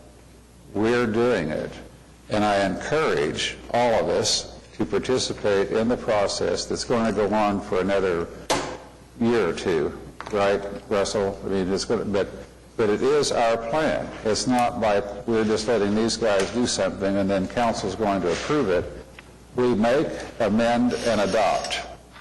That's our deal. So whatever these policies that we have done over the years, whatever we want to do about anything regarding what the city looks like, with the input of all the stakeholders, these committee meetings have gone on, it's our plan to adopt it, and we should be really engaged in that process. That's, I encourage you to do, because that's the law. So that's my comment. Very good. Planning Department. Well, further to Commissioner Bright's comment, appreciation for coming to the public meeting the other evening. That prompted my statement. I thought so. But we do appreciate that, and certainly we are going to need your guidance and support as we get into the deliberation on the recommendations coming out of the process. At this point in time, it's issue identification, but we're moving into that second phase now, defining goals and objectives, and that's where it gets more interesting, at least for the Commission. And we'll appreciate your ongoing input and oversight in that respect. That's all I have. Okay, Development Services, report on the sign permit on West Memorial Road. Unless you had any questions. Well?